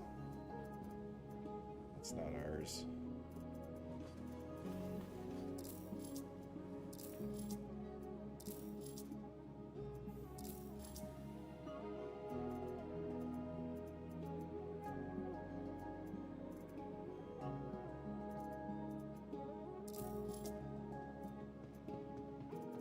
We also crafted some ammo. Did those stick around? No. Ammo being a consumable, it usually doesn't anyways. That, I guess that's not too surprising. Okay, well maybe this is the pistol we crafted. Where did that go?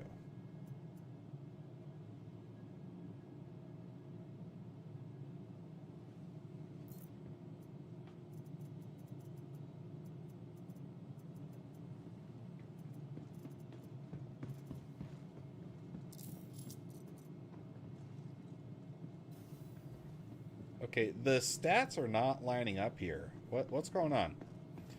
Here it says fire rate 810. And then I pop it back in here.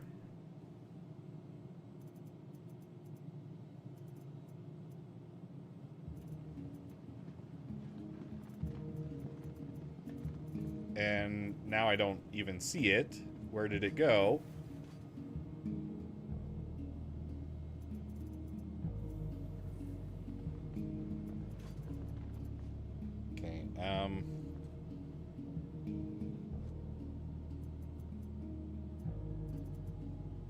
Exit, come back.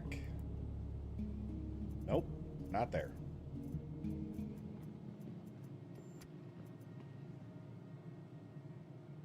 Okay, so we just deleted. Oh. It's in her backpack?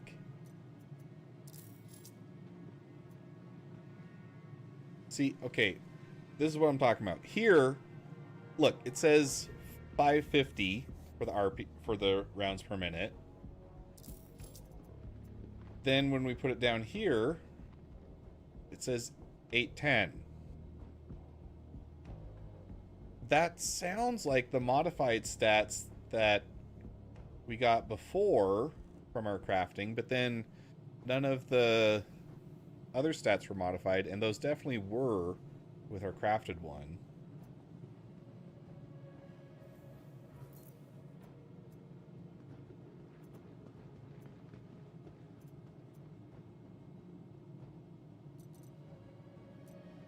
Oh, this is weird.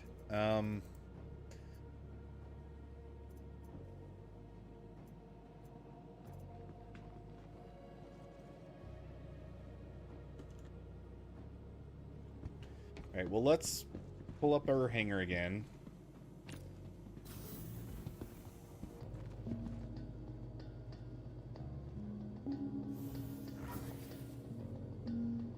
Gosh.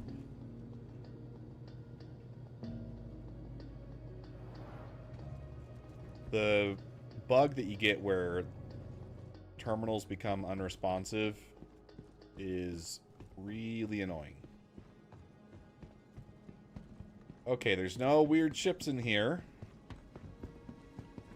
If I run over the edge of this, I'm not seeing wonkiness.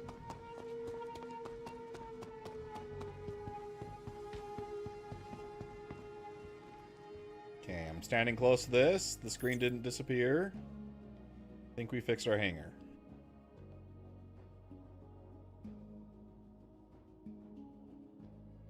And the terminal's still not responding. It's doing the same thing.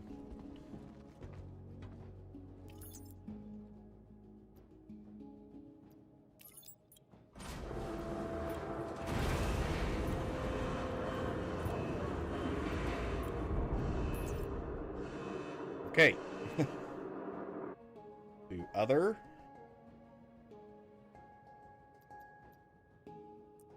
And let's pull this up. Why do I have these?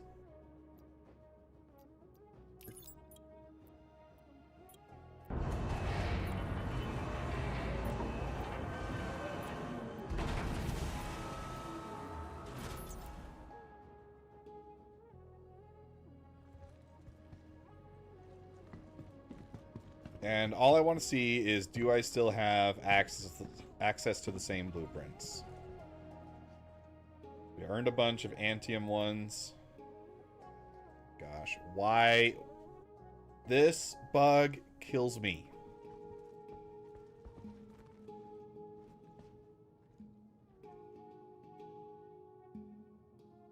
Okay, we do have the same blueprints as before. Cool. I wonder if someone's made an issue report for that one. That's the real question. Has someone made an issue report for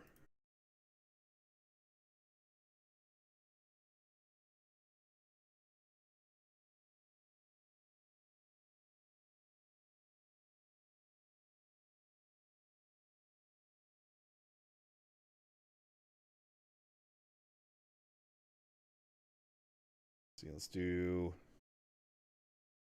newest.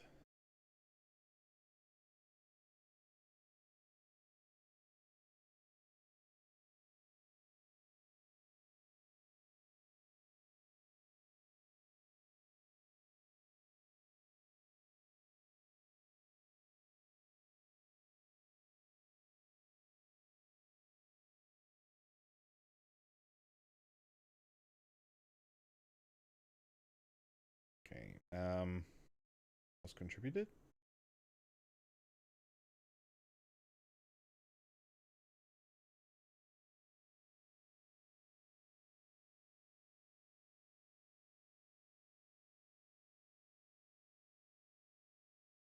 They're saying to check this one.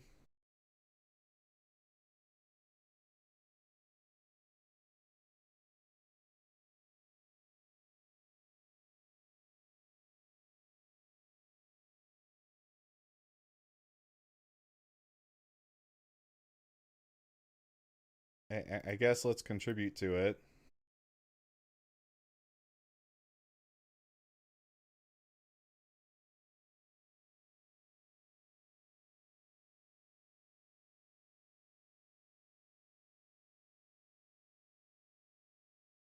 Any interactable screen.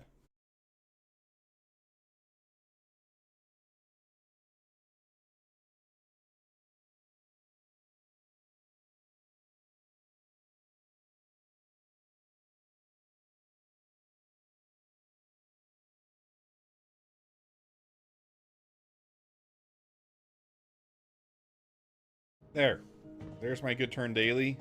So we do have all the same crafting recipes we had before. Next order of business, let's head down to the refinery and see if we can get a better laser for the prospector.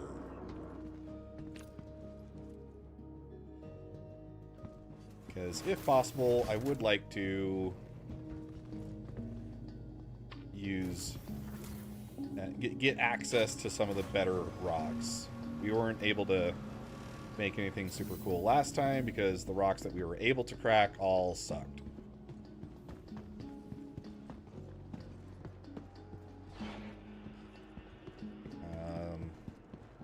Levski is Lagski, of course.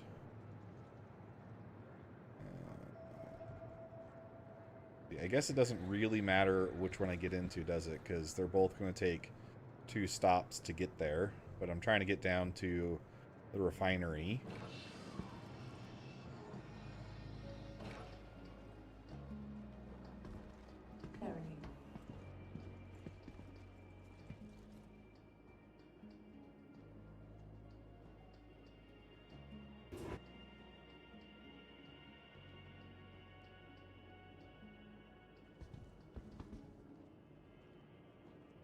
You're gonna miss your flight. It looks like a vacuum.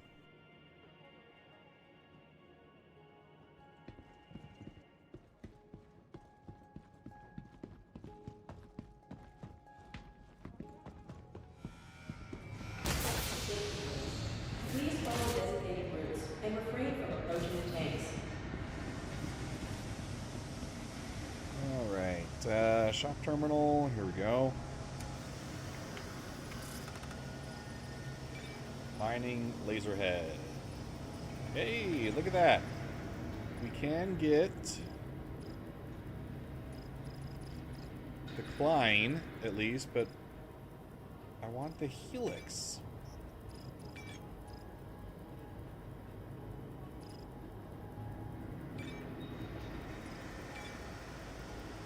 Klein is more power. Ugh. Okay, where can you get the Helix?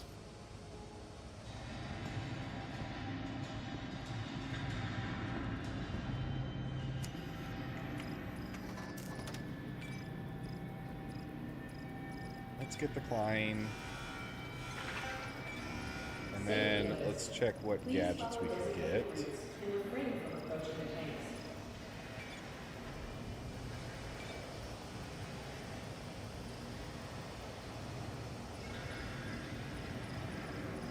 Shoot. Does the Klein even...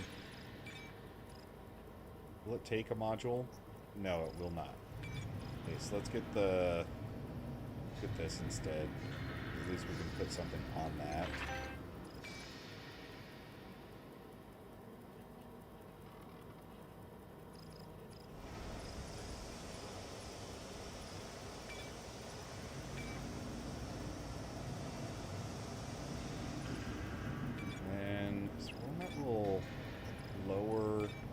Resistance a lot.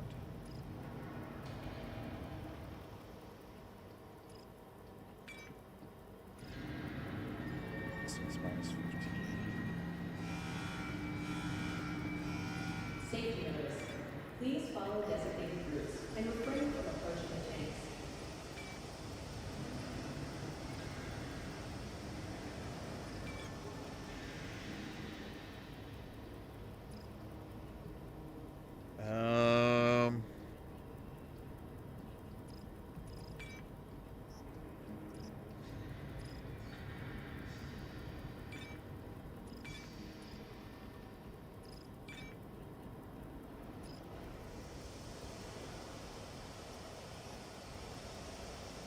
Let's get this.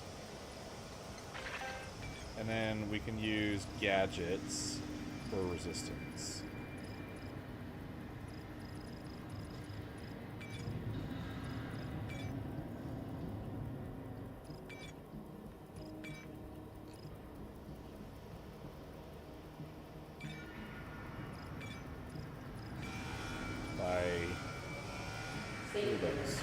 Please follow designated routes and refrain from approaching the tanks. That should make it so that we can crack most things, I think.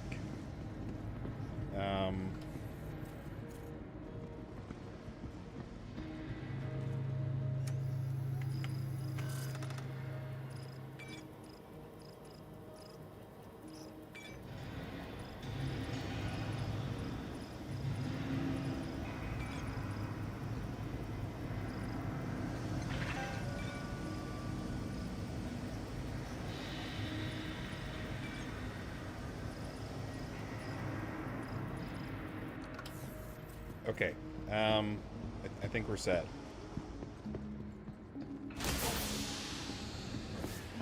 I bought the mining attachment for the multi-tool, but then I'm realizing that probably won't even do anything. Because we're in Nyx. And there's no gems to mine. Jeez, why do the elevators take so long? Guess this one will get here faster.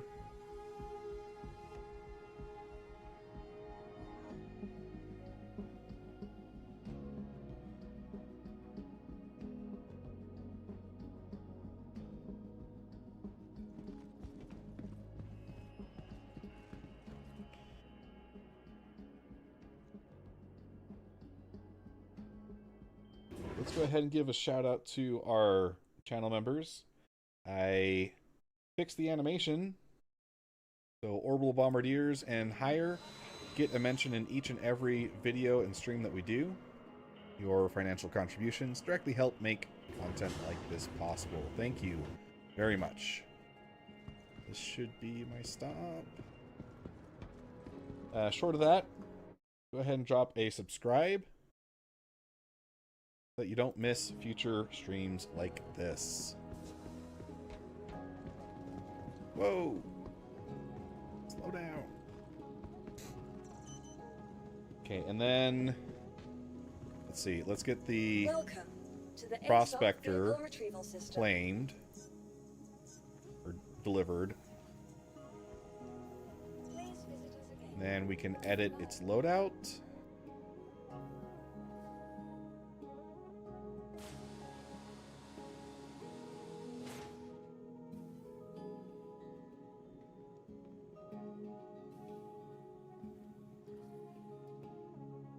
So the combination of the Riger and the Hofstede, these should allow me to crack bigger rocks. That's the hope. And then I will need the utility, I'll need that. And I'll need these. Guess I might as well pick that up. I'm not going to bother grabbing any weapons because I won't need them.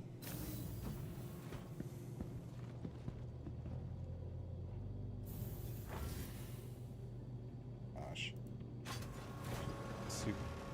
I hate how it puts your hanger as the very last item.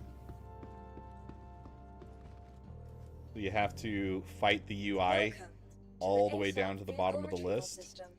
Your vehicle has been delivered to the following location.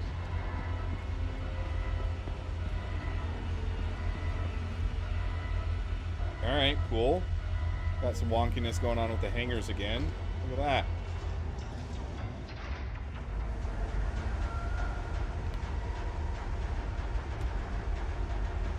Can't park there, sir.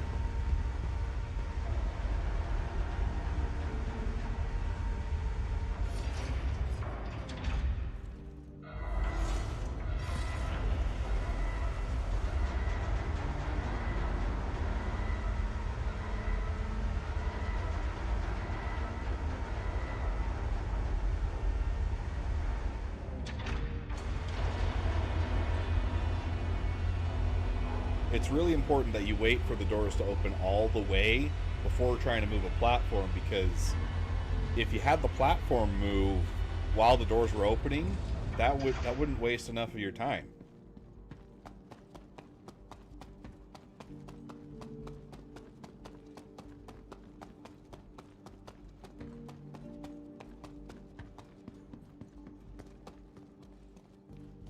All right, look at that.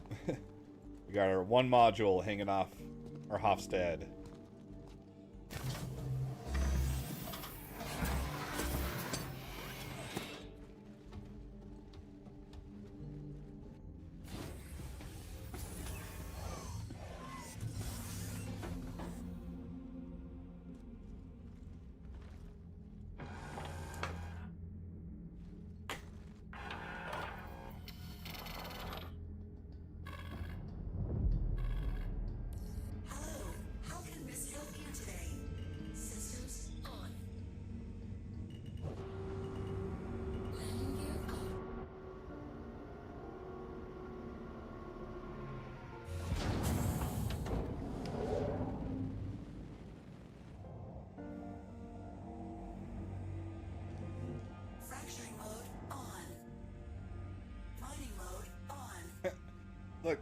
solo fighter.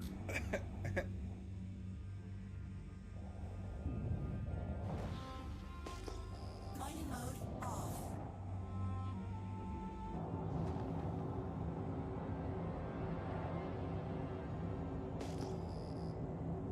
And I guess in Nyx there's no better place to start mining than just here.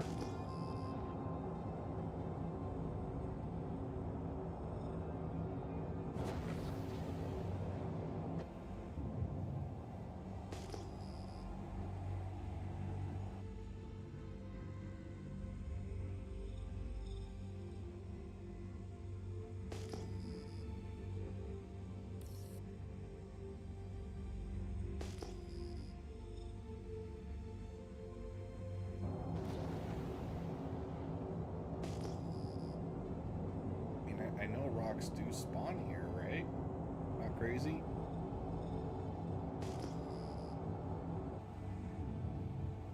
I've done mining out here.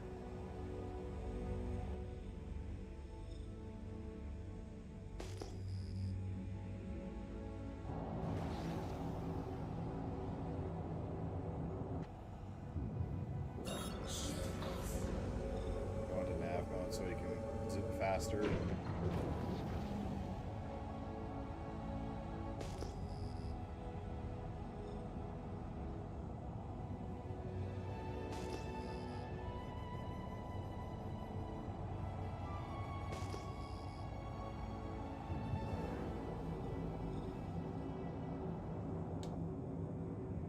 What are you?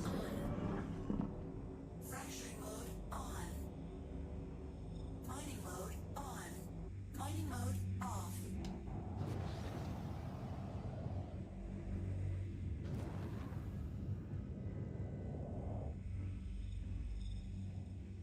Uh, 30. Is that 3,900?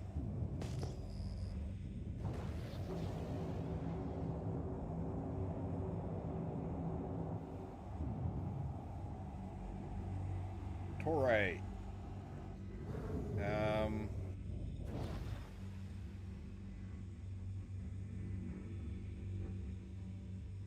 I guess we might as well, Fracturing mode just to on. see Mining what mode our mid mod did to the loadout.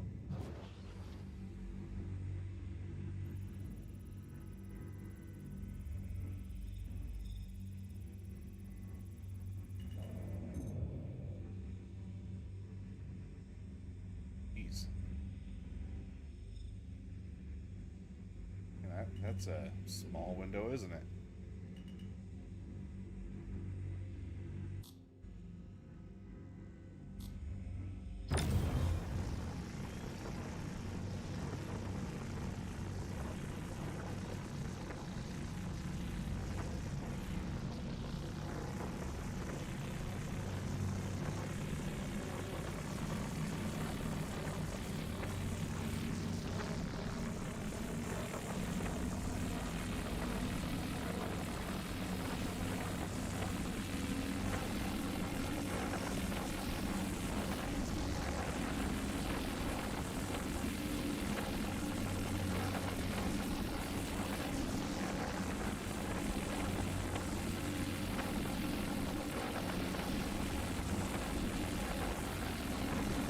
Warning, power critical. Warning, power critical. Warning, power critical. Warning, power critical.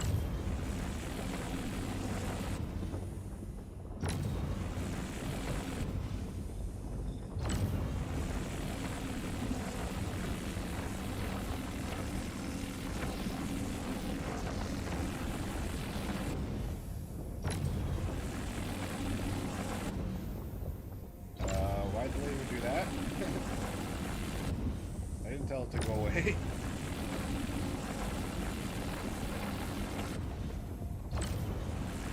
Warning, power critical. Come on, just Power crack. critical.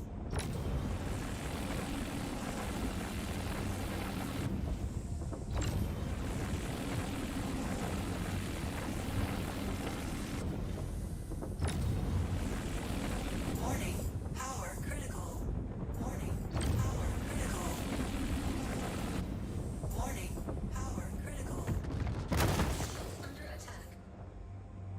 Oh shoot, I didn't even look at the quality of this stuff. Am I even stuff even worth getting?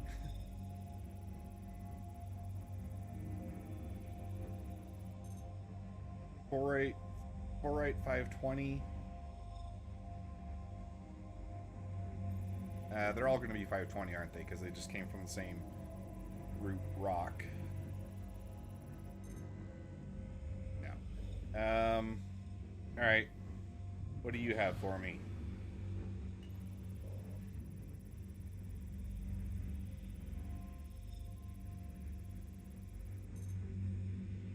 416.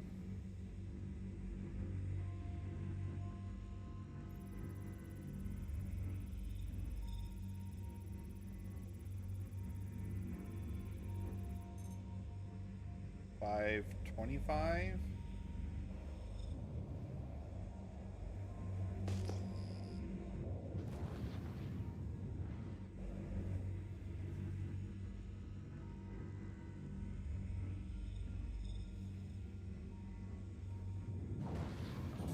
These ones are close. What are you?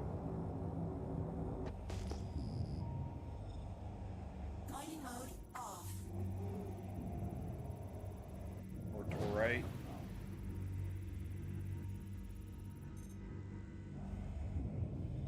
Oh, and Schlag, he's not here right now. Mining mode He off. shared a really nifty website with me.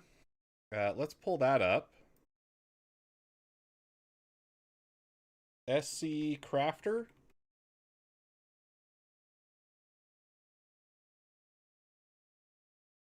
Look at this. Someone already got this made.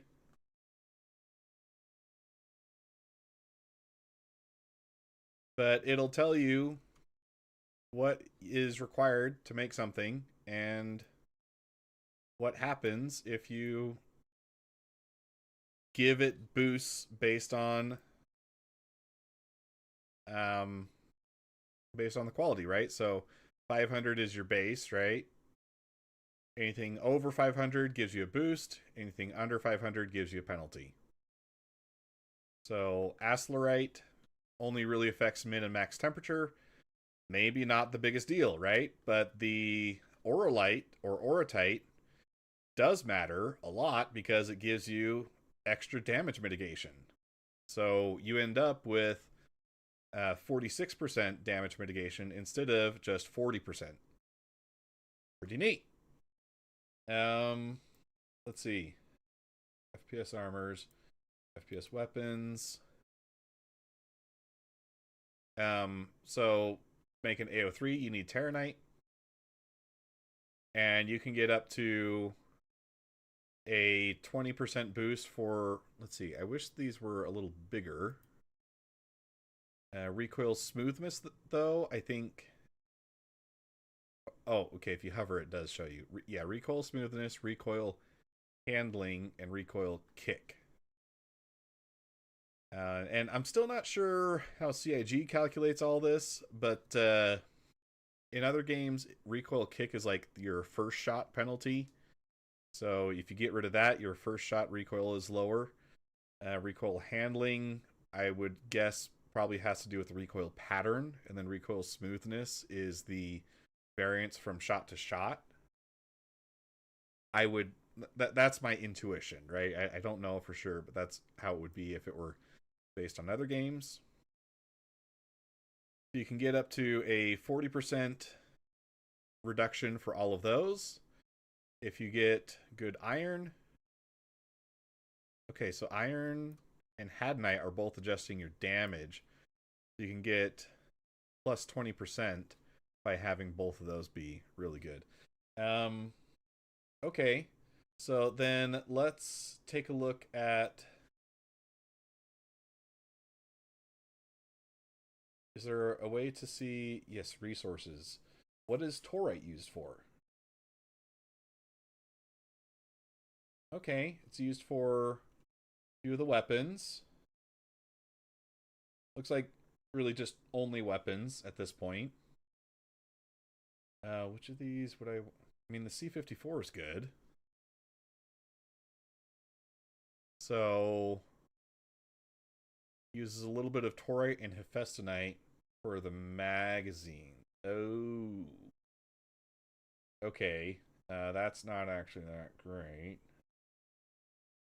And then it gets used for all the shotguns and this one SMG. And it modifies. Okay, so it's worth getting, especially for this one, because it's the only one that's modifying your recoil, it looks like. These other two are just affecting the fire rate and damage. So that's actually pretty neat. Torite is really good for the Ripper Sunblock SMG. Let's look at something like titanium.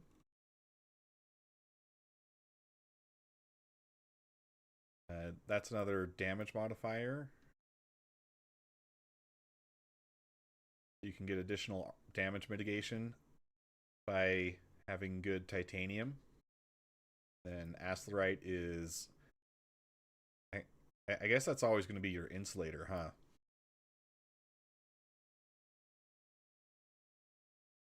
Okay, well, let's keep looking around then. What else can we find besides torite out here? Mining mode off.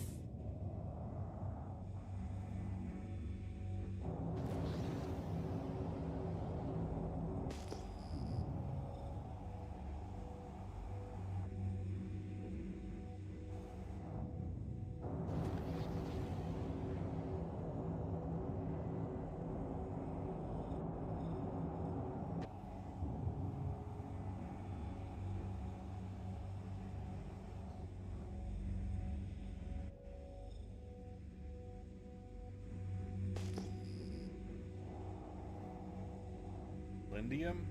Or lindinium?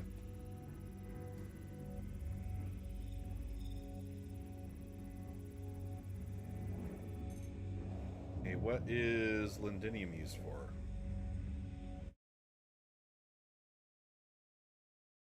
Lindinium's used in a lot. Looks like it's used in a lot of pistols. Oh, and you can make the Artemex stuff with it. That's pretty cool. And it's part of your damage modifier.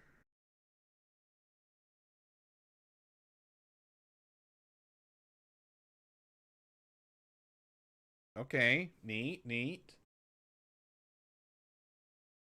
And it's used for the FS9, so that's pretty cool. And it's modifying your recoil. Okay, I do use the FS9 a lot, so let's see how we do cracking this. This is something that I would actually be interested in.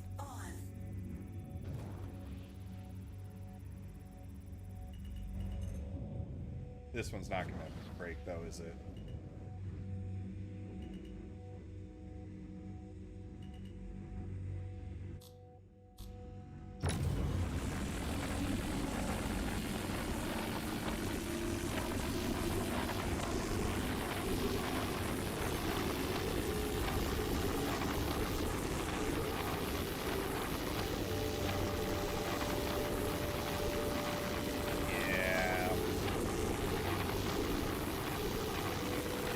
The mass is just too much. That's for moles. But we have these ones down here. What are these ones? Okay, we got some iron. Might as well pick this stuff up. If we can find anything good. Mining mode on. I want to get a good rock. I had to pass up on all the ones I found yesterday because they required too much power. So I'm hoping I can actually take advantage of better stuff that I find today.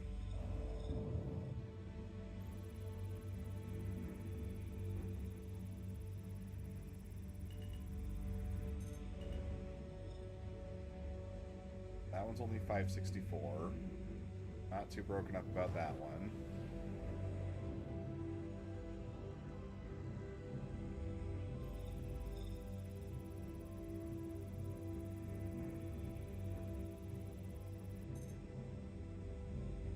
$631. That's okay.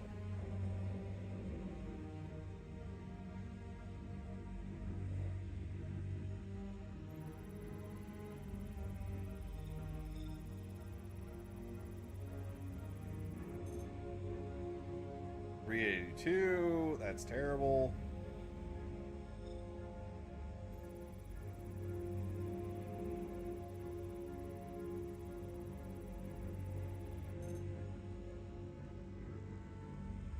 And that's 604. These are all like super big rocks too. What's this one?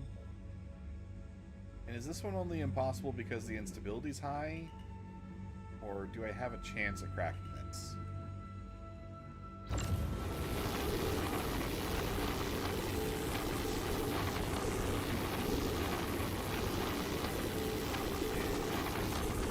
Probably not. Resistance is at 0%. It's not like I can lower that even more.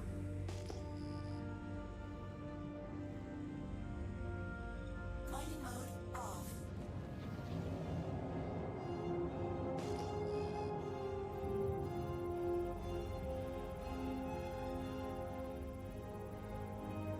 From a distance, it doesn't tell you the quality.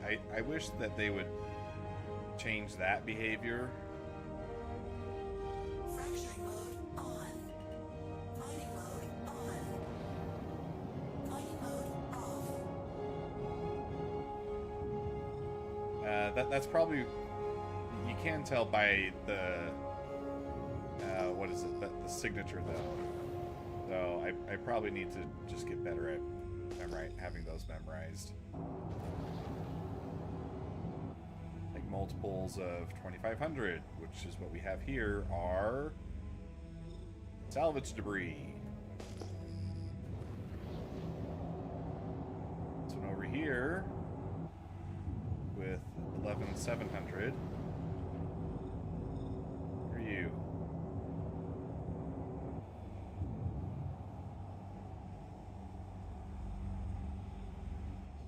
All right.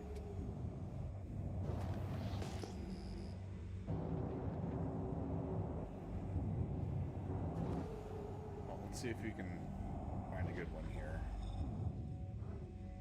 Fracturing mode on. Mining mode on. Here. Might as well mine something, right?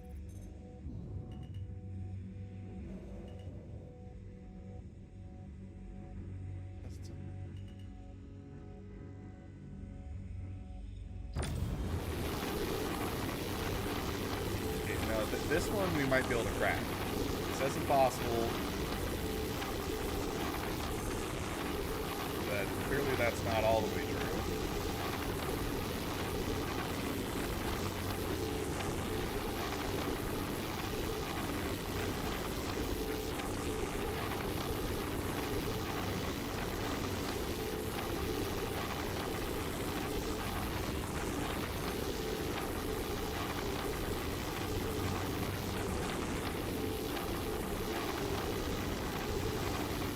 Again, I didn't check any of the other rocks. I should have done that before I devoted time to this. Come on, keep going up. You can do it.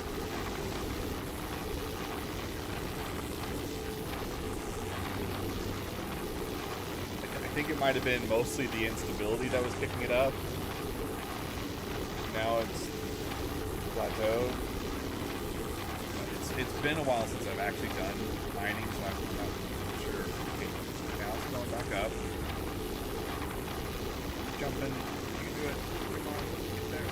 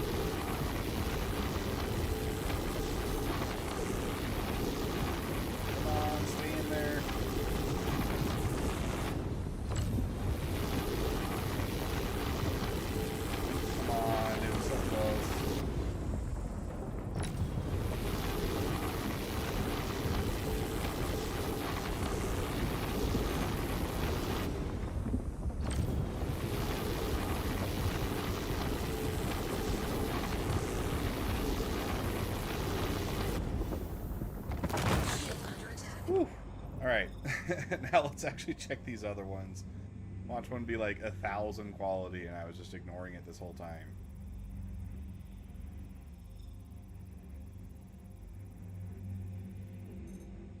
Okay, 385. I don't feel bad about that one.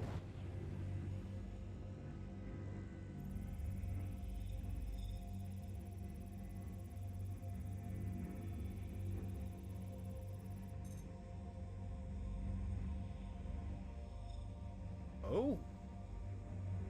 865. I think that's the best I've found of anything. So, I mean, we gotta try for this one. It's a little smaller. We might be able to get it. I've seen that flicker of green. It'll take a minute, but I think we can pull this one off.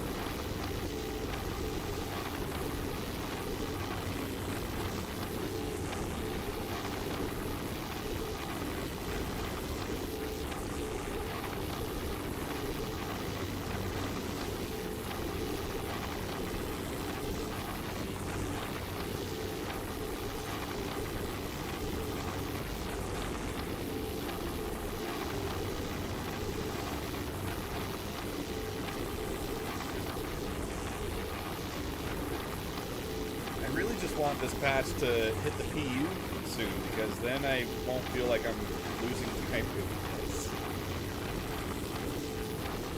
It's easier to get invested when you know you get to keep your stuff, but when everything gets wiped in the PU, it's not as fun.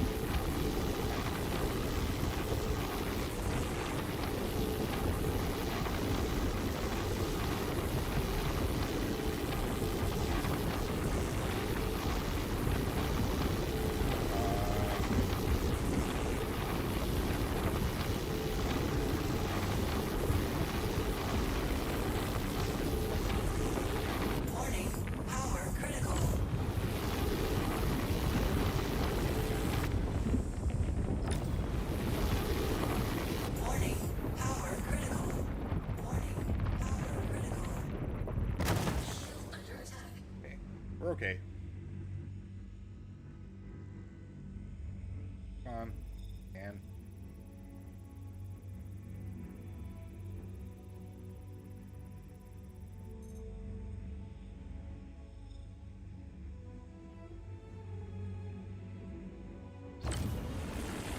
Warning, power critical. oh geez. Oh geez. That was way too much power. Warning, power critical. Warning, I thought I pulled it down enough. Obviously not. power critical. Okay, that one's gone. That was dumb.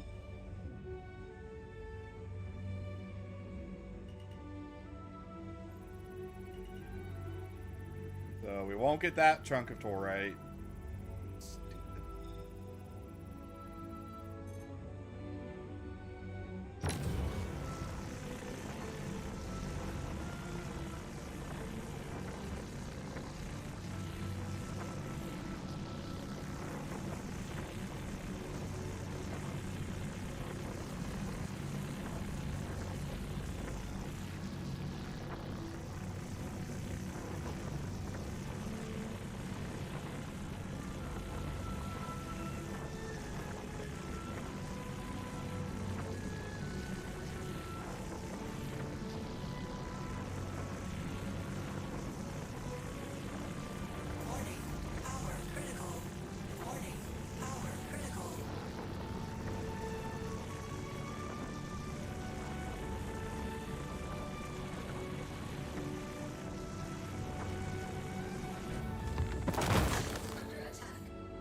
Okay. Extraction mode on.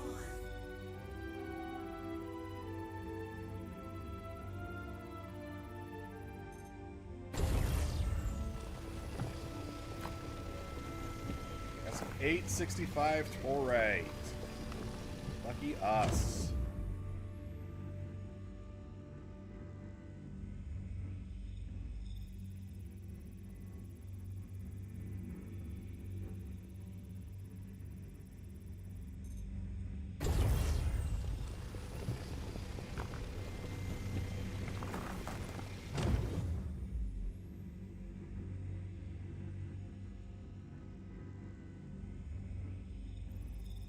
The scanning feels really slow. I think yesterday it was quite a bit faster. Bother with that one. Pick that one up last.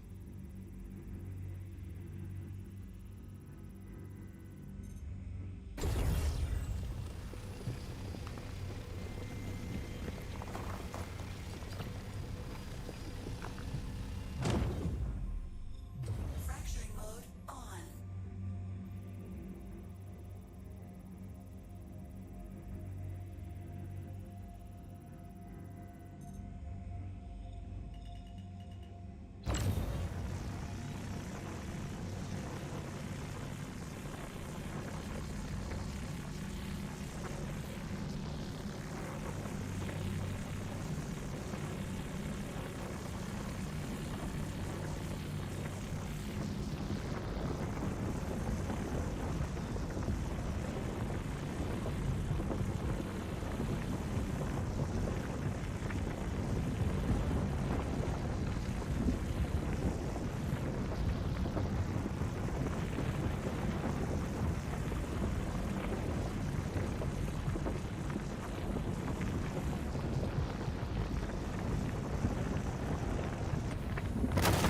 Under attack. Extraction mode on.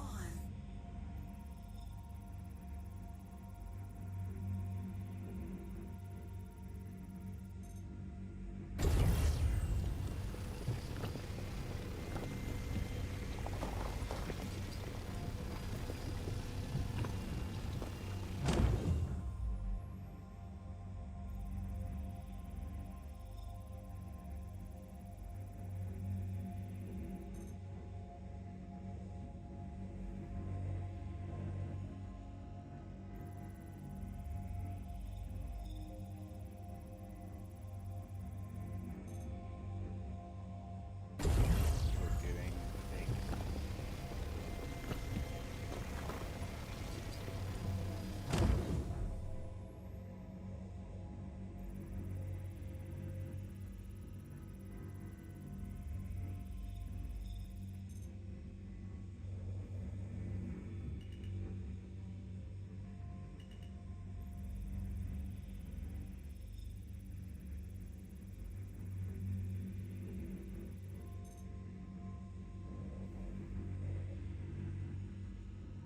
Fracturing mode on.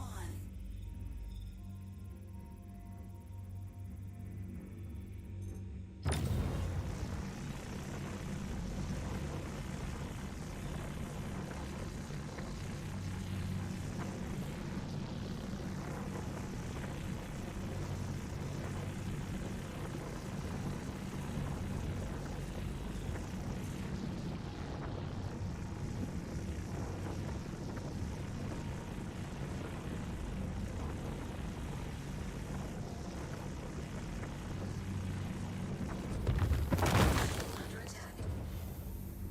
Extraction mode on.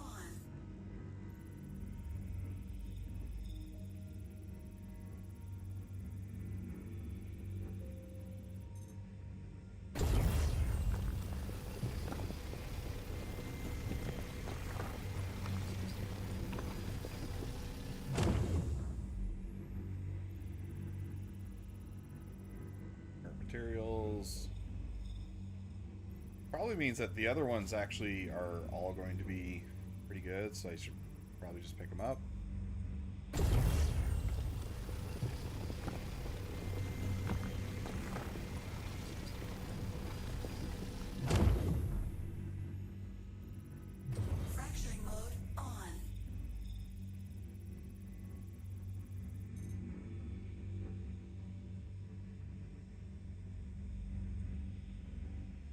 lot of torite in that one.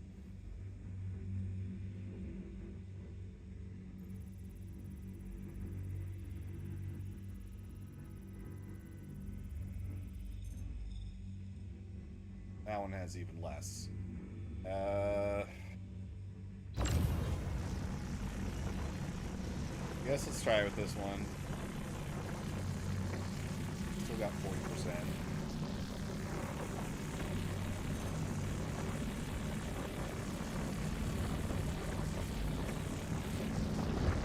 Whoa! What in the... That shot up. Warning, power critical. Warning, power critical. Warning, power critical. Alright, well, that one done.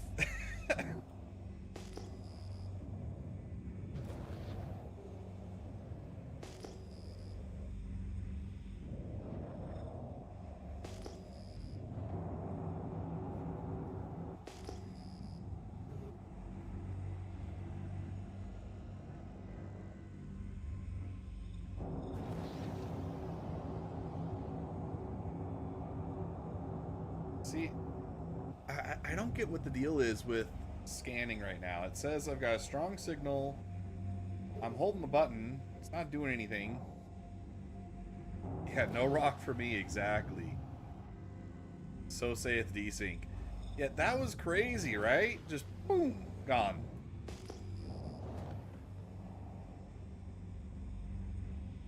Good to see you, Schlag. How you doing? Oh, wait, you were here before, though, weren't you? Am I getting my days mixed up? My old age? Scroll up? Yeah.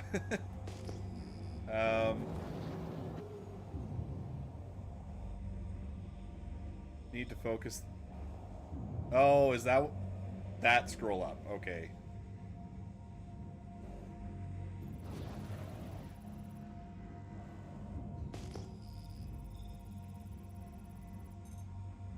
Okay, more torite.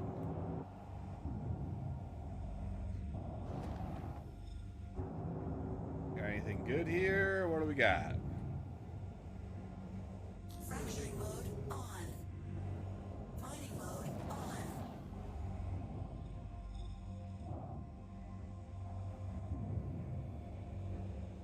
Oh, did I already come across these ones? Oh, this one's new.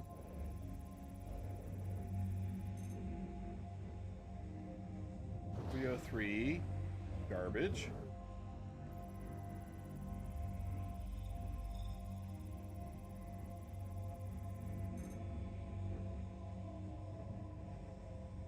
.405.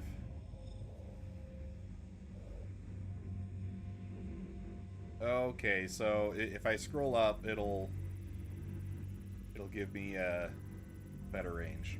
Okay, good to know. 281. Okay, these are all garbage. Not worth my time. How far can I dig this?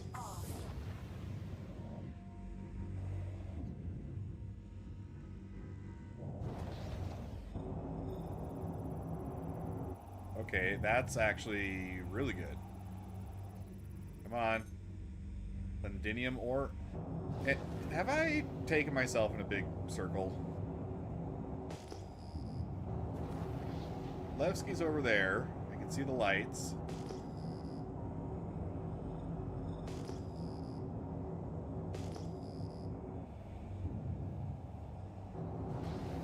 If this is the same rock, 34,000, that's the magic number. If this is the same rock, I'm going to be a little tilted. But it could be the same rock, right? Because that one was in front of a big asteroid. Oh, it's gotta be a different rock, right?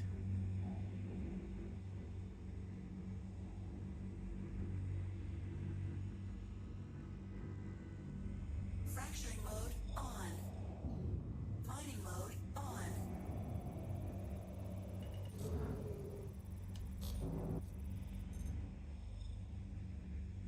Okay, 31,000. Well, it's not the same rock. We're still screwed. I don't think this is gonna crack, right?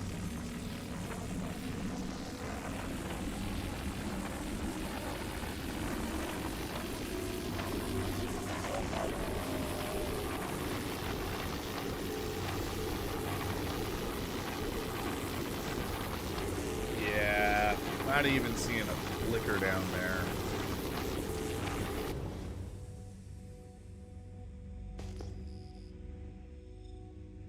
Mining mode off.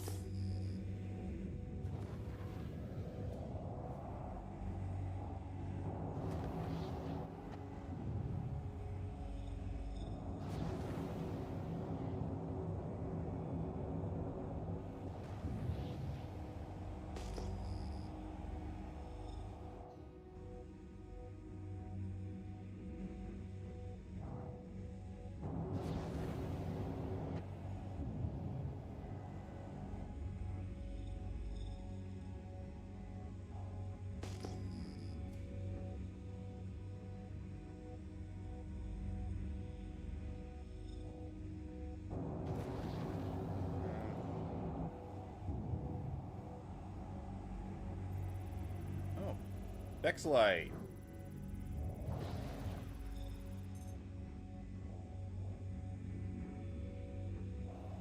Fracturing mode on. Mining mode on.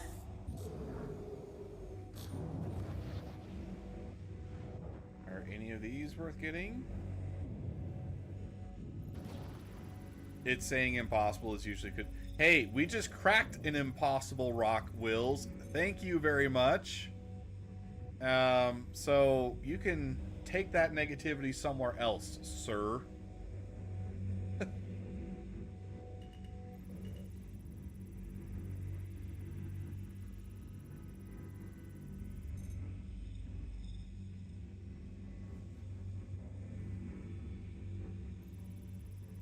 I bet we can crack this one to my left. Ooh.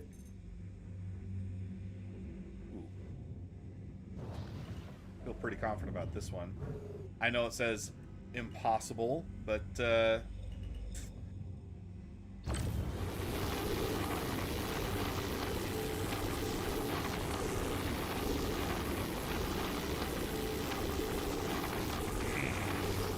this one actually might be impossible.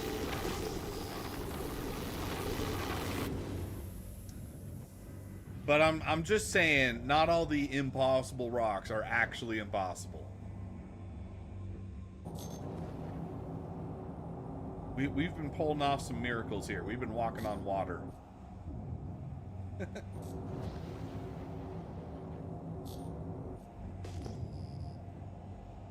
You know as well as I do, there's no room for nuance on the internet. I'm taking it as you were being very judgmental and you were speaking in absolutist terms.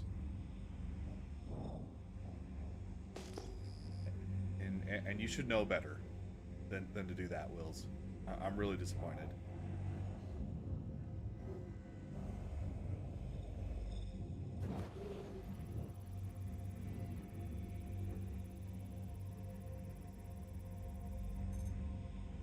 Okay, 361.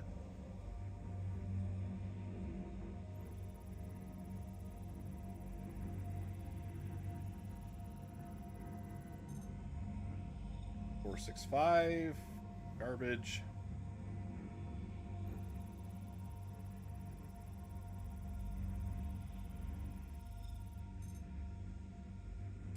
Five, 6, 1. Still not great.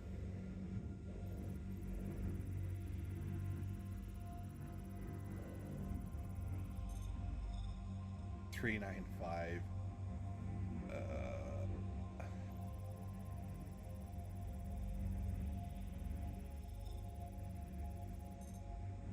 3, 5, 7.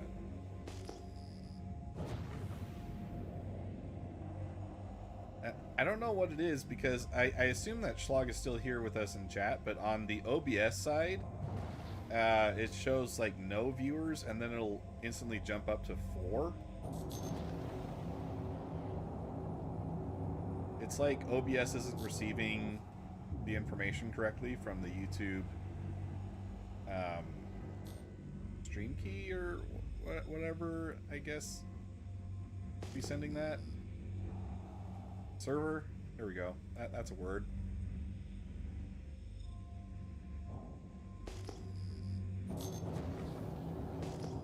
Oh, that's debris.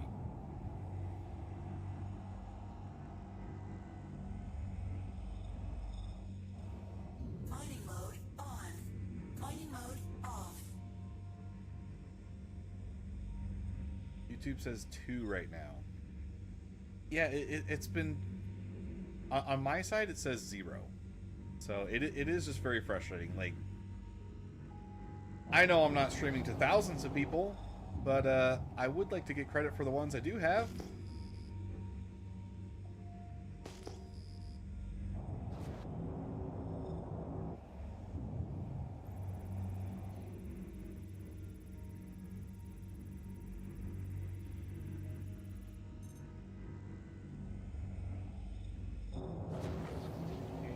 Are any of these going to be better?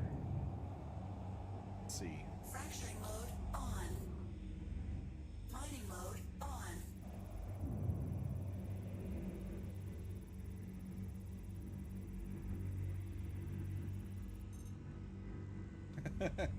212, and it's a massive rock, so no way.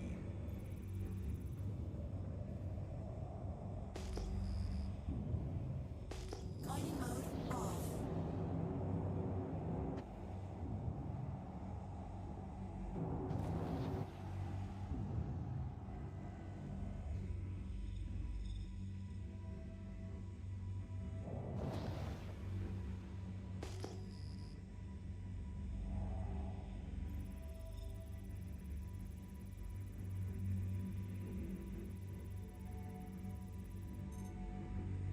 Oh, okay, some more lindinium. Try these ones then.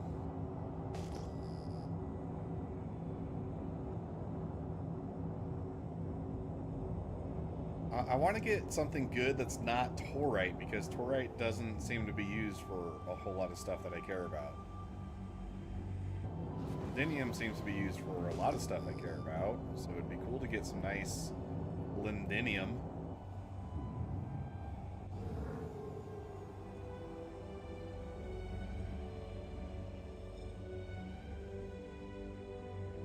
Fracturing mode on. Mining mode on. On. Can it?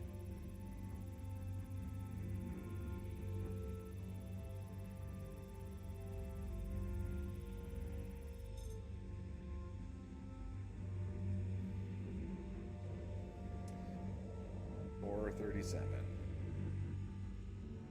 $517.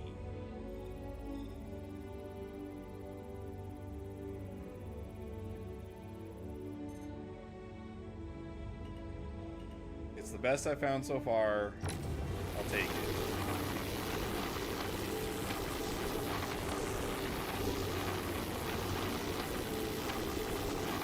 Okay, that's not doing it. So I think this one's on the edge of being serviceable. It's got a little bit of resistance. So I might be able to slip on a gadget.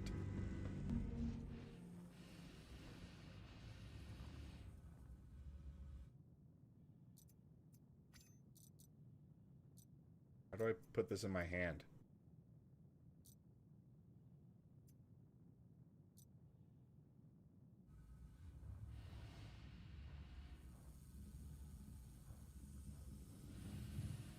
Let's see, let's put it somewhere where I'm not going to hit it with my laser.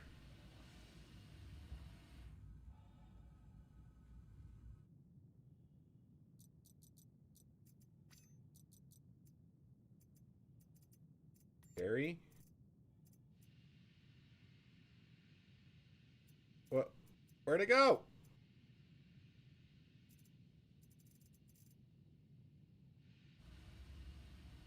Stop that. Please. Carry.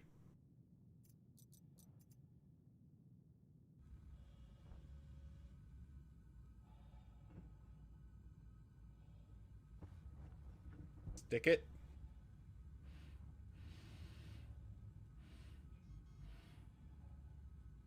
Okay, that is not at all what you would expect it to look like.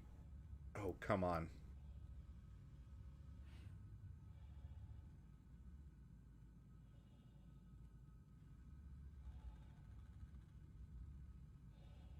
Oh my gosh, this is terrible.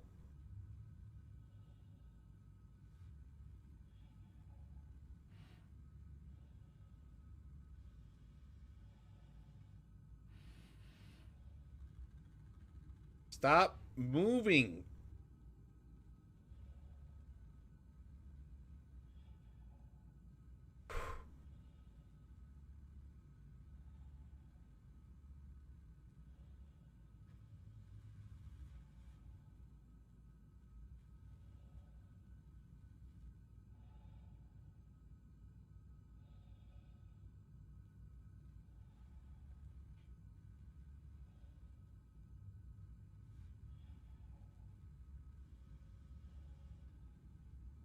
Okay.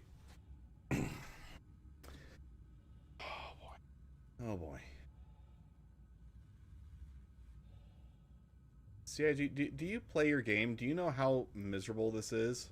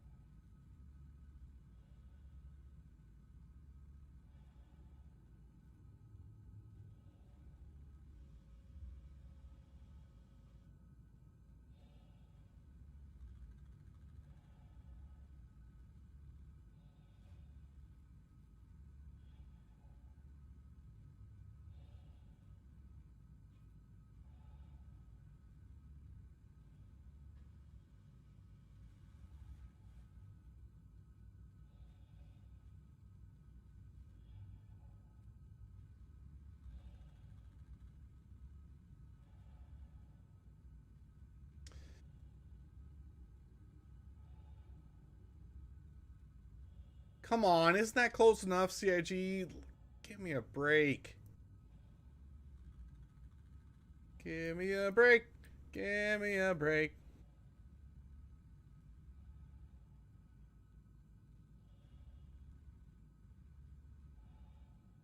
Oh. Oh.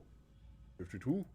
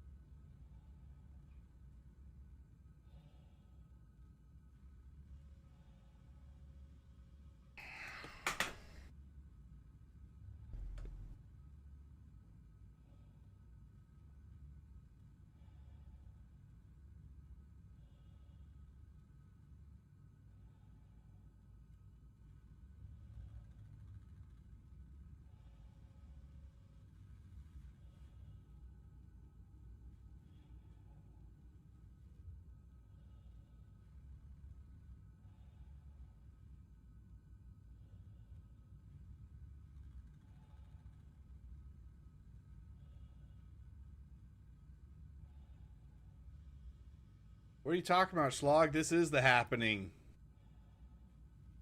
This is quality content right here. Sit back and enjoy. This is... Oh my gosh. I want to commit a war crime right now. This is driving me nuts.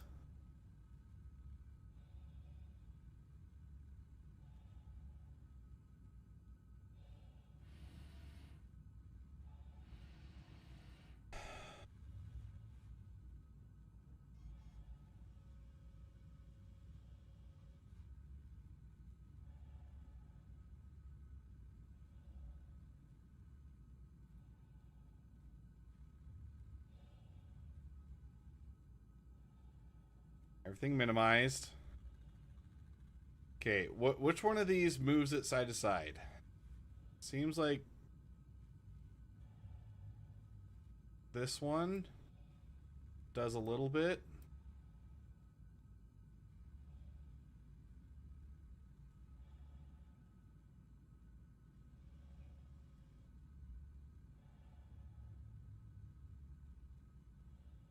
Oh my gosh, there's desync too? Oh. This is going to be like my second worst Star Citizen video entry.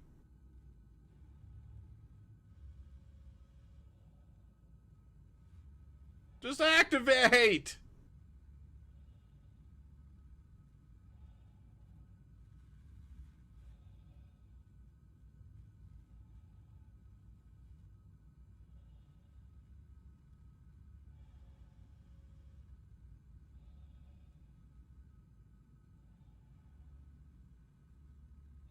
$54. Why? CIG. Why is it like this? This is so miserable. 66.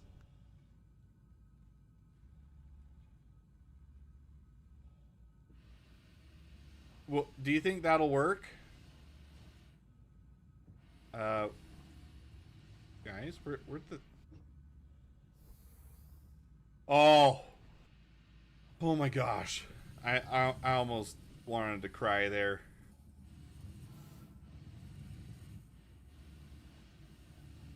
I thought the ship had drifted away. I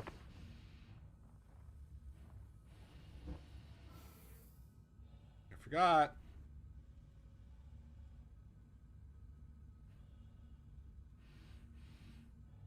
Enter ship.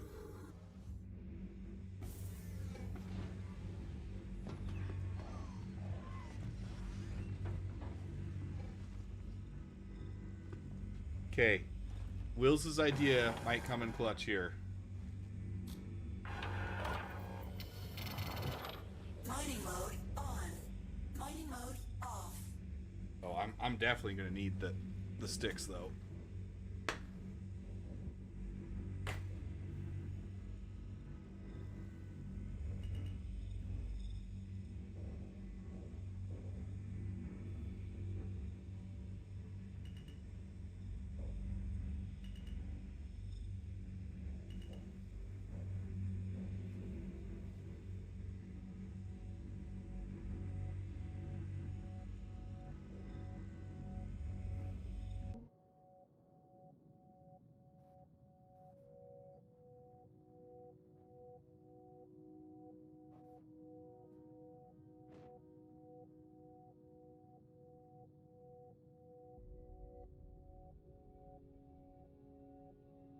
Where is that thing?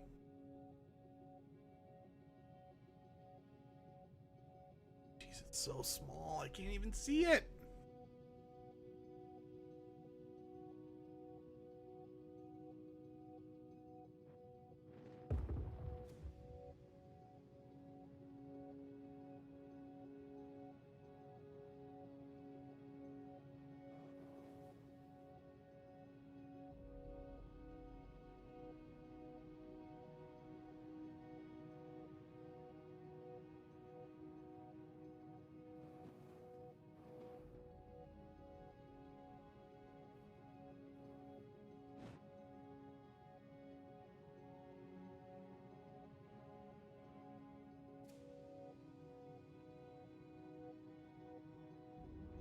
Okay. All right. Hands off.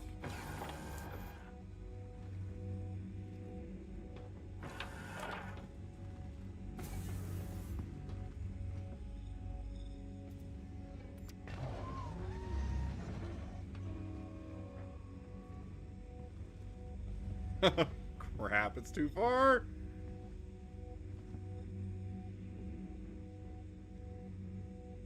No! Dang it. Okay. Let's try and detach this then.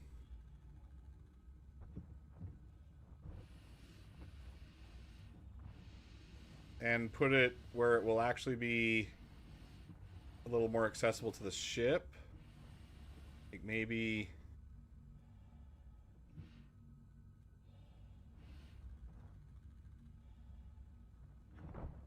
Why is it?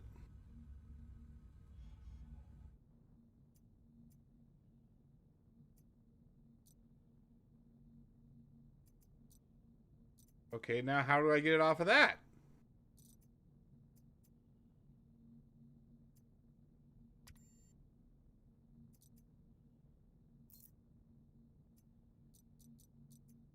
Which one of these corresponds to the backpack slot?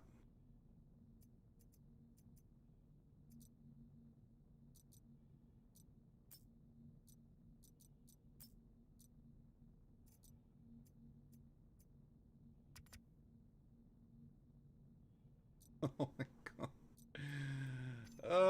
It's stuck on my backpack. I can't figure out how to get it off.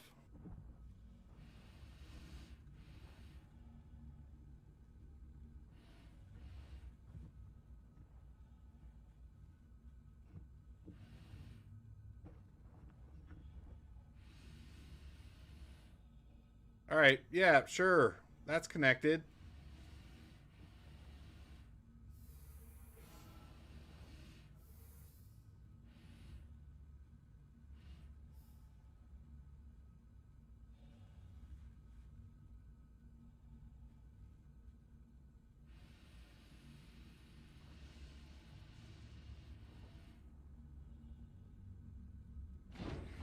Oh, no, that's not what I wanted to do. I wanted to enter the ship. Let me in the ship. Let me in the ship.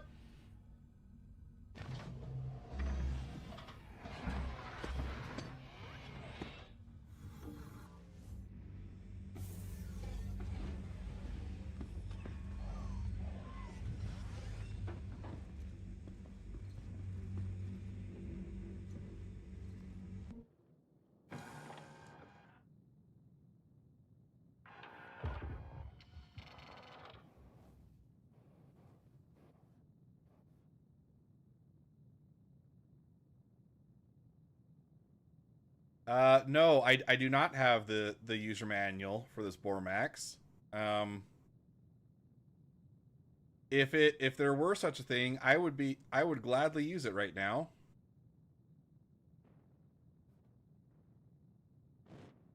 Oh my gosh. So touchy on the controls.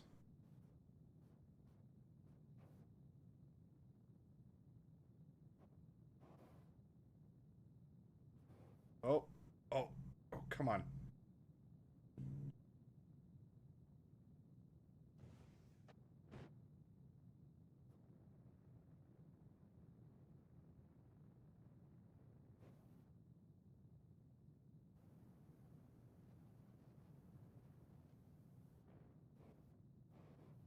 Oh my gosh. Okay. Well,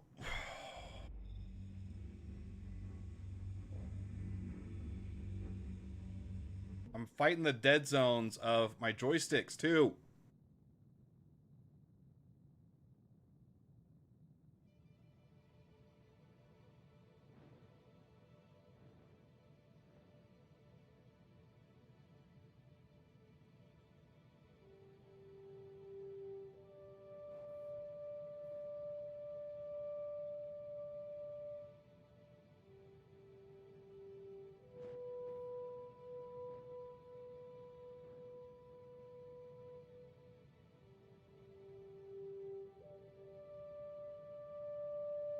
Okay, that is as rotate a little bit.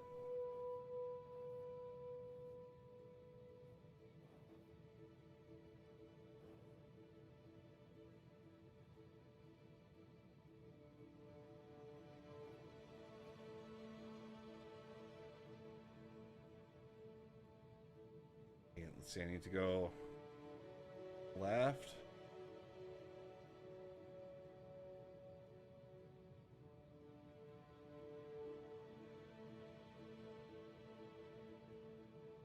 Oh my gosh.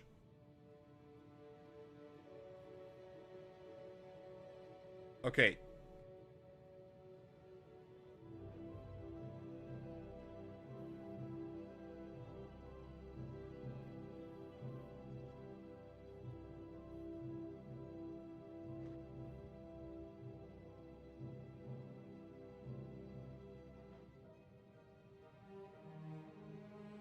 If I had my VKBs, I wouldn't be struggling this much. I'm blaming the gimbal.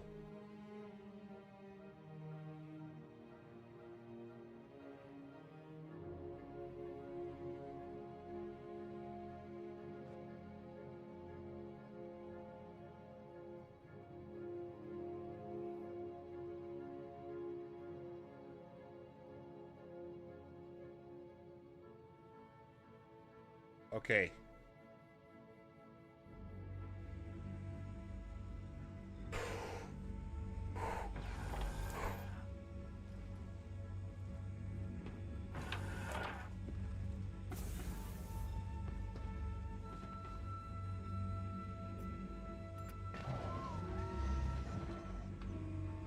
Oh no! Okay. Can't see that at all. I need to rotate up and to the side more.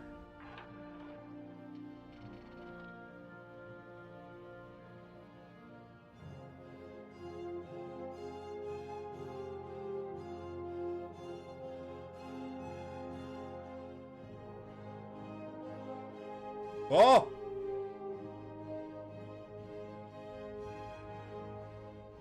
Engines off. It's inside the ship right now.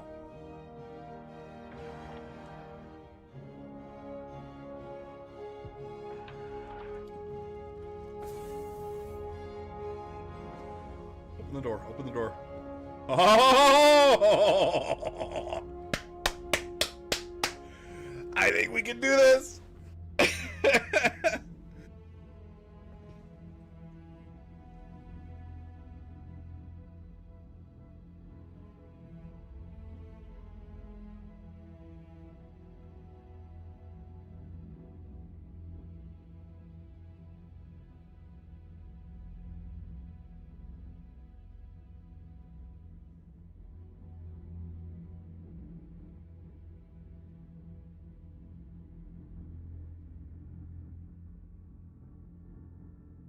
Oh! Hell yeah! All right, it's on the rock. It's on the rock. This is absurd. Oh my gosh! Woo!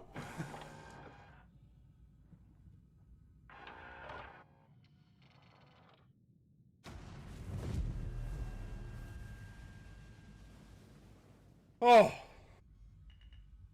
Oh my gosh. It's on the rock. It's on the rock, guys. Fracturing mode on. Mining mode on. Watch us still not be able to mine it.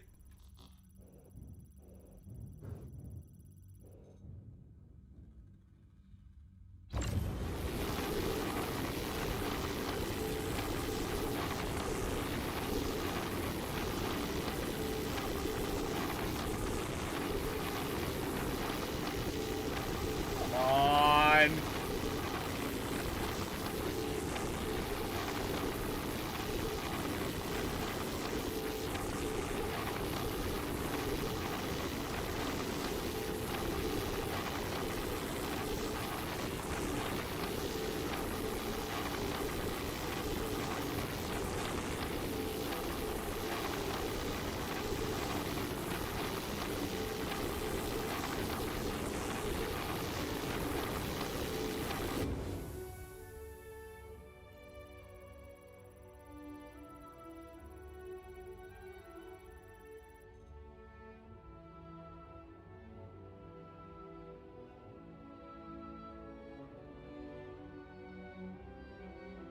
Engines off.